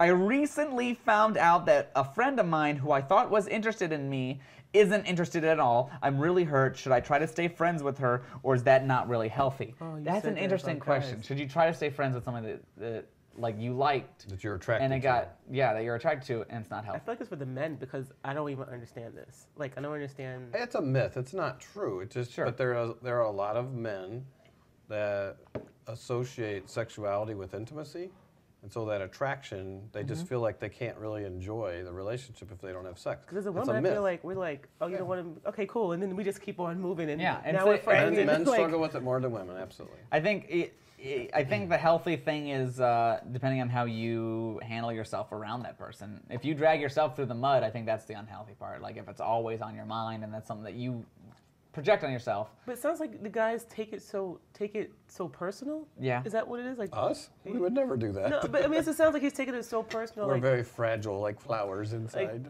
Again, it's the idea of like I wouldn't be surprised if he was paying for things for her and like acted like they were in a relationship. So this is not just not being interested. This is a breakup almost. Because I'm sure that he projected his feelings on it. At least that's what I would do. That's why I'm sure of it. Because it's the idea of that friend zone where that doesn't exist. It's the friend zone or the don't ever talk to me again zone. It's a compliment in an impossible situation where if your friend's not interested in you, like that's fine. You will find somebody that is interested in you, and you can spend your energy trying to find them, except trying to hold on to somebody that's not. Because why, as you said, why invest in somebody that doesn't? Because I just don't understand the investment in somebody who's just not into you. This is what Nina would say. This is her advice to all of you out there. Sure. This is a confident person. That person has the right to not be interested in you. Yeah. And you have the right to not be interested in them. That's a simple concept, but we need to give each other the right to not want to do what each other wants to do. Because you like, I'm assuming that what's so hard is that this person gives you butterflies when you're around them. You get excited to be around them. You want someone that feels that exact same way about you. Correct. And I think that's what you need to look for. And if they're not giving it to you, what's the point? I just don't see how you can be, how you have that for someone who's not giving you anything. That's just. Well, some of that's the thrill, right? Yeah, I mean, that's I'm adrenaline. gonna flip your mind. Yeah. I'm gonna change your mind. I can change him. Yeah, it's just that's great. Kat. Maybe that sounds. Well, my man did that to me. Did he? Yeah, he changed my mind. I was not interested in him at all. See? Oh, Taylor, it was the same way. My fiance. At all. That's part of the thrill. I did, but he was so smooth. He was We so can talk about that when we get less questions. We got a lot now. Again, for those of you who are joining, we got Dr. Doug, Nina, the comedian. I'm your host, Blake, and we got Kat, which is 21. I've been friends with this guy since we were in 6th grade. Dated each other's friends. He is one of my best friends. I think I'm falling for him romantically. We are both single now. How should I approach starting something more than a friendship with him? Seems like we have a theme in this. We got a theme, which is how do I start? People who don't know how to communicate. Talk. They've been friends a long time, they said? Yeah, and I think they've dated each other's friends. So they've been in romantic relationships around each other constantly. Make movies about this stuff? Yeah, right? this is. No, it sounds like I think this is a classic plot Hollywood line. movie. This is a plot line. Sorry, just kidding. But yeah, I mean, I think one of the biggest things is communication, and I mean, just be confident in your feelings. Like if you're falling for him romantically, I mean, because again, you say that you've been dating around each other, and if it sounds like you're cycling through a friend group. Don't make it be like, well, we're both single now. This sounds convenient, because I know people like that, and just be aware that you're not doing that. I think we all have to realize that relationships are risky. Mm-hmm. Yeah. And if you're going to be in one, you're going to risk hurting each other. But in this case, you have a friendship, and you have to decide: is the juice worth the squeeze? Is it worth going to take that risk and I like say, that. hey, Is the the juice juice worth the squeeze? I love that. That's a T-shirt. great. That's a bumper That sticker. It sure is. Oh, that's the tagline for our logo. Is We the both juice lit up when you said worth that. the We're like, squeeze? Like, there's some branding there. I think that's brilliant advice. I think that's very true. I think there's an inherentness to everything that we do in life, and relationships are just another one of them. and so if you want, take the risk, try, and just see where it goes. In this case, it's a female, and I think, based on our expert here with us, you guys adjust and adapt easier, so it's even less of a risk. I mean, I would just say, I don't know. I've never had to ask someone, but I know I would. I know me. Oh, I'm quite confident.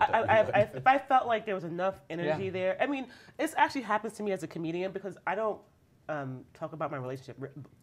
Contrary to this, I don't like go around, and be like, I'm in a, I just do my job, and sometimes I think people don't know that I'm in a relationship, so they'll like hit on me, and I'll be like, oh wait, and I'll say, wait, are you asking me on a date? Because they like to be all calm. I don't have time for that. Are you asking me on a date? I'm seeing someone, but I appreciate it and thank you so much. It's an honor that you would ask me. Well, that's real nice. I mean, that's what I say. You would hope more people would react that way, but I think people are confused and concerned and take it almost like sorry. But it's an honor though. Somebody's into you. Oh, it should be. Oh my gosh, you should be grateful that somebody even likes you like that. Thank you. I've done that. I was hit on in Chicago on the CTA by another man, and I was just like, and I said it like this, well, thanks! And it was so flamboyant when it came out of my mouth, and I was like, I'm sorry, I'm straight. And I apologized, like, I'm so sorry. I'm straight and I'm seeing somebody, but I appreciate it. And he was really cool. We talked for the rest of the train ride, and then he got off. And so it's just like, whatever.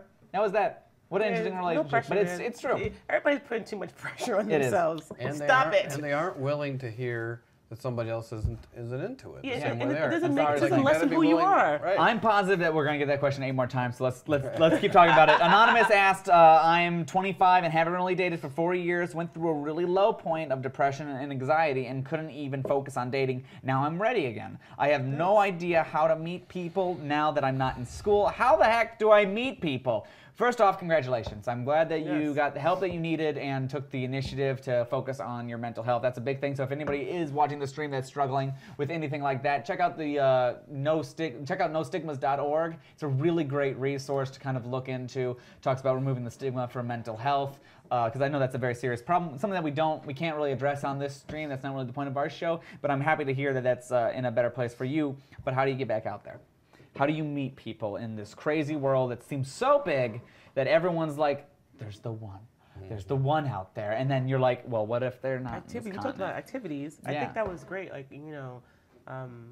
like a sushi class.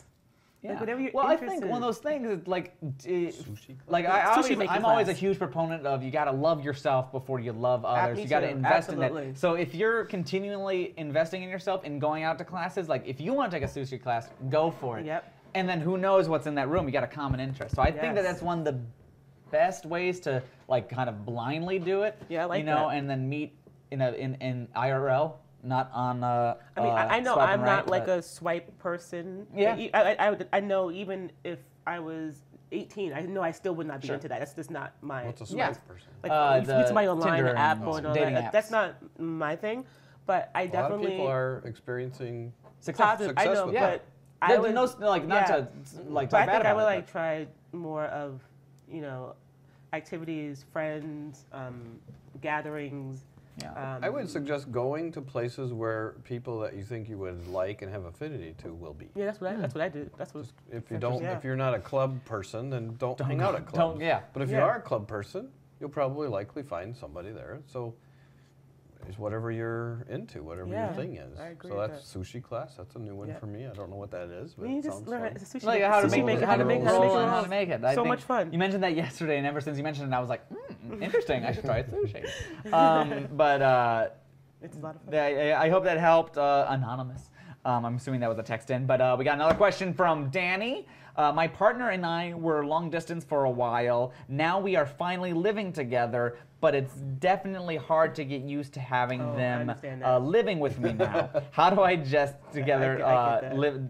Adjust to living together. How do you adjust? How do you make that adjustment? I think one of the biggest things is you probably didn't understand that now your bedroom has become somebody else's space as well, and you've lost a little bit of your identity. I think that that's one of the biggest things. Now, again, as you said before, you're not necessarily a proponent of people moving in together before they're married. Well, but I'm sorry. I didn't mean married. I meant committed. Committed, sure. Yeah, like, I mean, because some people don't believe in marriage, and that's on you. But I meant, until you guys are like, this is us for the rest of our life, whatever that means to you. No, yeah, I have lived with my man, but we are always like, that's it. This is it. There's nobody else. There's nothing. That's just how our thing is. But I remember, like, we met long distance, and then we had to come together, and that was like tough. Because, like, there's certain things like, that's not how I do that. Wait, why did you? That's not where I put the dishes. No, that's not. What are you doing? I think it's living with roommates too. I think your roommate is now your significant other, and so you feel like you can't be upset with them because it's like, well, I love them. Why can't I? And I never had roommates, even in college. Yeah. Yeah, like so that was like a real culture shock. Yeah, because like I ran track, so we had a roommate only like for maybe a semester, and when she moved out, they didn't give me a new one, so I only had a roommate for one semester of my entire college career. Yeah. So yeah, but I remember like having to adjust. But I think what really helped was like being like, okay, you know what? The toothpaste being in the shower instead of on the counter. Wait. Is that going to end the world? Wait. Like really? Come on. Wait a minute. I had to tell myself. Was there a red flag for you too? Like toothpaste in the shower? What? Like, I was like, so you can do like 2 at once? Yes. Yes. That's fascinating. But John's probably gone too, right? It's all so it's a 3-in-1. You know, in the shower. You know what? You have to ask yourself, like I'm telling everybody else. Yeah. I had to tell myself, you gotta chill out, man. You really like these things are so small. Yeah. And what you're really, you know, if you're gonna argue over it or whatever, is just trying to respect each other's space. I think and communicate. We just do our thing, and we don't know that how that affects someone. Let's ask somebody with a successful relationship that has been for 32 years. Yes. 32 years. Well, we sleep under different covers, and we have separate closets, so that's how we figured it out for ourselves. Separate closets are necessary. Yes, they're necessary. Interesting. I think you actually were on to the right trajectory. I like how it's like a guessing game for us. Are we accurate with our advice? And then a professional comes in going, Nina wins this round. I felt very confident. 10 points to Nina. I'm just affirming that, but it really is acknowledging. I think it's all for learning. So acknowledge that they like to do things differently. Learn from that. There may be some toothpaste deal breakers that you have to admit to. It would be in your mind silly, and I agree that it would be a deal breaker over toothpaste. Yeah. But believe me, I've heard worse. Sure. What's the tipping point? It's like what? Like I don't really think you should let it boil. No, it's about learning how to give and take, and learning how other people do things differently, and control. It's always about control. Yes. So Nate that asked us a question earlier about his ex and dating. Asked us another question. So I flirt a lot with girls. It just happens. So I guess he's a flirtatious type of person. Apparently I'm really handsome. Nate, what a problem in life. Apparently I'm super good looking. Apparently I'm really handsome. My friends are mad at me because apparently a lot of girls like me, but none are my type. When there is a girl my type, I get nervous and I don't talk. Should I take my friend's advice and go for the girls that aren't my type? Or should I actually try for more my type? I'm a magician. This kid's a loser. For those of you who don't know, I've been a professional magician ever since I was 9 years old. And I do outgoing stuff a lot, so it's weird for me to be nervous. I get you. I understand. Usually I approach strangers, sadly, but when it's a girl, I might be afraid and I might not seem cool. Okay, there's a lot there. First off, forget your friend's advice. Go for the people that you want to be with. Exactly. Why would you go for someone you're not interested in? I get it, people like you. Express that appreciation, like thank you, like as you mentioned, like be respectful if someone mentions it to you so you can, be nice. But I think you should, unless you've decided your type and you don't actually know what your type is. I think that's also a thing. But he said he knew his type, so I think you're right on. Yeah. So if you know your type, then go for your type. Don't go for somebody that's like your friend trying to tell you. So I think that's the first thing. I ended up with somebody who definitely wasn't my type. But I think the really important thing is how do you get to go out there, even though you're outgoing. What is it called when someone is super outgoing, but in relationships that have an emotional stake, their personality just shifts. I know that there's a word and I can't think of it. Fear of intimacy. Thank you. There it is. I think that there is that fear of intimacy. Fear of intimacy. I think that's what it's coming from. But I think also maybe it's the pressure that you put on it. I don't know. Maybe it's just me. But it might be like you're putting too much pressure on, well, I like this girl, and all these other girls like me, but I got to make sure that this one likes me because that's my type. But why, Nate, right? Why aren't you being entertaining for the ones you like? I Right. feel like Be yourself. I feel like if a guy like me and he's doing all these tricks and nice things for these other girls, and he's not giving that to the person he likes, well, they're not getting the best of him. Yeah, be yourself. And maybe that's not why they're not reciprocating. If they're not, it's because they're not getting the wonderful, cute, hot Nate. Yeah, so get that burst of attractive courage guy. and that energy to Because I want that guy. ride that wave. Yeah. Yeah. The one that's confident. You know, Yeah, that's what I we think like what a that. lot of people find attractive because a lot of people don't possess confidence. That I think that's one of the most attractive features in people. Yeah. Professional? Do you agree? Oh. And look at that. Look, he's looking at us going. You don't need a professional affirmation. We just learned that. I about 10 minutes thought ago. he was analyzing us right now. I was like, he's figuring us out right now. I know his games. For those of you who are just joining, we are joined by Dr. Doug Mckinley. Dr. Mckinley here. He has a doctoral degree in psychology. He is a life coach, an author, and an expert on relationships and marriage. We have Nina Daniels, the comedian. That is joining us on this episode to help give you guys advice. She likes long walks on the beach and sprinkled covered donuts. And you know, there's a lot to her, and we're learning a lot during the stream. So if you're staying tuned, I'm sure you've heard a lot already. If you guys need advice and you guys want to ask a question, there's a few ways. Leave a comment down below. Give us a call to the number. Or use the hashtag #LoveStuff, and we'll try to get you on the show and involved. We got another question from Lisa. I'm coming out of an 18-year relationship. Ooh. Woo! Can we still be friends since we cannot afford to part at this time? Like they're still living together? Can we still be friends since we cannot afford to part at this time? I'm assuming that means that they're together and they can't afford To move being individuals at this moment because they've relied on each other, I'm guessing. It's an 18-year relationship. Wow. Interesting. Yeah, we would need to know more. They probably still live together. I'm presuming that they can't afford to get their own place. I think I think the only piece of advice that we can offer without the knowledge is communicate and figure out truly what you're. Can you answer yourself. Like, can you? Yeah. Ask yourself. Sometimes Can you and can they? Sometimes being pragmatic is not the best choice. No, Yeah. That can be very painful. Yeah. But it just depends. I don't know. Like, Yeah. sometimes maybe after 18 years, you're like, yeah, we're good. We can be Good. friends. That was fun. We're done. Maybe there's nothing I mean, left. again, if their It just relationship is depends ending after after 18 years, maybe it was just a friendship It eventually. just depends on A where lot they of are. couples that get remarried, Yeah. they end up living in one of the other homes for practical reasons that the person lived in with their previous spouse. Bad idea. Ooh, wait, what? Too much Yeah, memory so there? Is that- divorced people, Okay. and then they find a new mate. Uh-huh. They often go and live in one of those previous homes I would where the not do partner that. lived. I And would they do not- it all the I time would because not do that. because Ew. it's practical. No. Yeah. Oh, it's a terrible idea. I would It just never do doesn't- that. Ew. Practicality in relationships also make it just less fun. Oh. Like the Also, too, adventure is what the and joy is also, too, from. where's the place for you guys to share your own new experience? Your new Like, life. I don't want to be in your old chick's bed. But exactly. But that's We're the same- buying a new mattress tomorrow. Isn't that the same reason I don't why? want to be in her memories either. Yeah. Absolutely. We got Sonia from Facebook. I was in a. Oh, sorry. That's who we just talked to. Look at that. Look at how many people. Okay, here we go. Sorry, Jackie, which is 17 years old. My friend and I like the same guy. Should one of us go for him? Do you think it'll ruin our friendship? I want to hear your answer. I'm going to let you go and take this I one like off first. this. It might not. Spunky. It It might might not ruin the relationship? No, because it seems like they're being open and upfront. I mean, my friends and I, this has happened to me growing up, and we had rules about this. And we tried to see, if we could determine if he liked one of us, which Yeah. would make it easier. Sure. But, I mean, there were times we both were like, we're going to go for this guy. Whoever wins, wins. But we made it very clear. Yeah. And we stayed friends.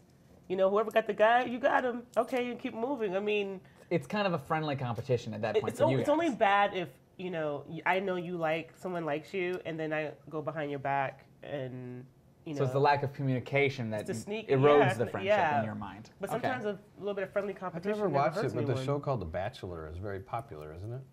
I don't know, I don't watch A it. Yeah. reality show? It's very popular. I think it's been on forever. It's the same kind of thing. It They're is, in really. Actually, you're right, competition.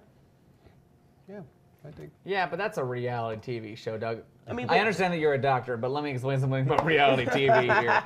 Please do. Clearly, you need to go back to school because that's fake. Yeah, it's very fake. There's nothing real. But the concept is. Yeah, no, I think the logic's it's there. pulling at something that we We desire as inherently people. desire. Yeah, the competition's been on the day you walk into school. And also, it depends on if one of them Fair point. really. Just so happens that now it's the person that you are in a relationship or you have a friendship. But there's another rule too. It depends on if one of them was like really into the guy first. Yeah. So if one person liked him first, you know, this could be handled properly though. I feel like this is not a lose-lose situation. Not for me. Not to me. Right. This is not a lose-lose. Talk about it. Yeah. Yeah. It just depends on you to talk about it. But if you know like one person like really into him, and I mean, maybe she could try. If it doesn't work, you can't say this person. Look, you tried. You got a chance. And I'd be really curious to see how that one works out, Jackie. You are 17, so as long as you feel like you and your friend can make that mature decision, and ultimately, go for it. I give it a shot. Roll the dice. Fun. Make it fun. Yeah, make it fun. Yeah, Why make it not? fun. Like I think what you said was like so key. What did you say about like it's a risk, like relationships, like everything. Yeah, man, like everything. Relationships, but also friendships. I think are always a risk. I don't know, I'm like, this sounds like just go for it. Have fun. You're 17. Yep. Yeah, I think that's definitely the key there. As long as you can make a decisive decision with your friend. I heard this the other day though, and I think I don't know what they call this, but I was at a furniture store, and the lady said if they had furniture they couldn't move. This is a true story. I just heard it. They would put a sold sign on the pieces of furniture, and as soon as they did, people would want it. Well, it's what you want, what you can't have, and that's definitely in really. I'm like, are you serious? Her name was Ellen. I remember her. I'm like, are you serious, Ellen? She goes, it's unbelievable. And I wonder how much, like, because I've realized that in my own life with Taylor, my fiance, that I've probably been hit on more now than ever before, and I think that that's dangerous for certain types of people because then it's tempting. It's just like, but I'm just like, whatever, right. As I sip my drink. But I could see why that could be Well, challenging. just make sure that why do you want to go after the same person? Is it because somebody else might get them and you can't have them? There's a whole absolutely. There's a whole human nature behind these kinds of things that Jackie, we just need to be more aware of. I want to know how this works out, so please reach out to us in the near future, and we'll get you on the show. Actually, we'd love them to have a friendly competition. Come back and tell us. Yes, how what did happened? that go? Yeah, I would are they love still friends? We'll document We'll call it the Nina competition. The Nina project. The Nina project. The Nina social experiment. Okay, so we got one last question, and this is how we're going to end it. My mom hates my boyfriend. On a good note, this is how we're going now. My mom hates my boyfriend. He's a great guy, though. She won't give him a chance. How do I bridge that gap?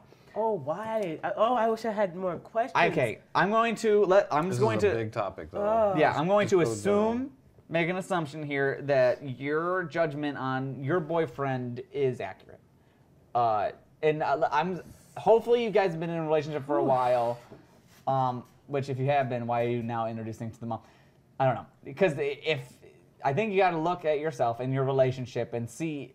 Maybe just talk to your mom. Maybe this is what I'm getting at. Talk to your mom, see what her concerns actually are, and read them if they're valid or not. I wish the person would have put why the mom didn't like the boyfriend.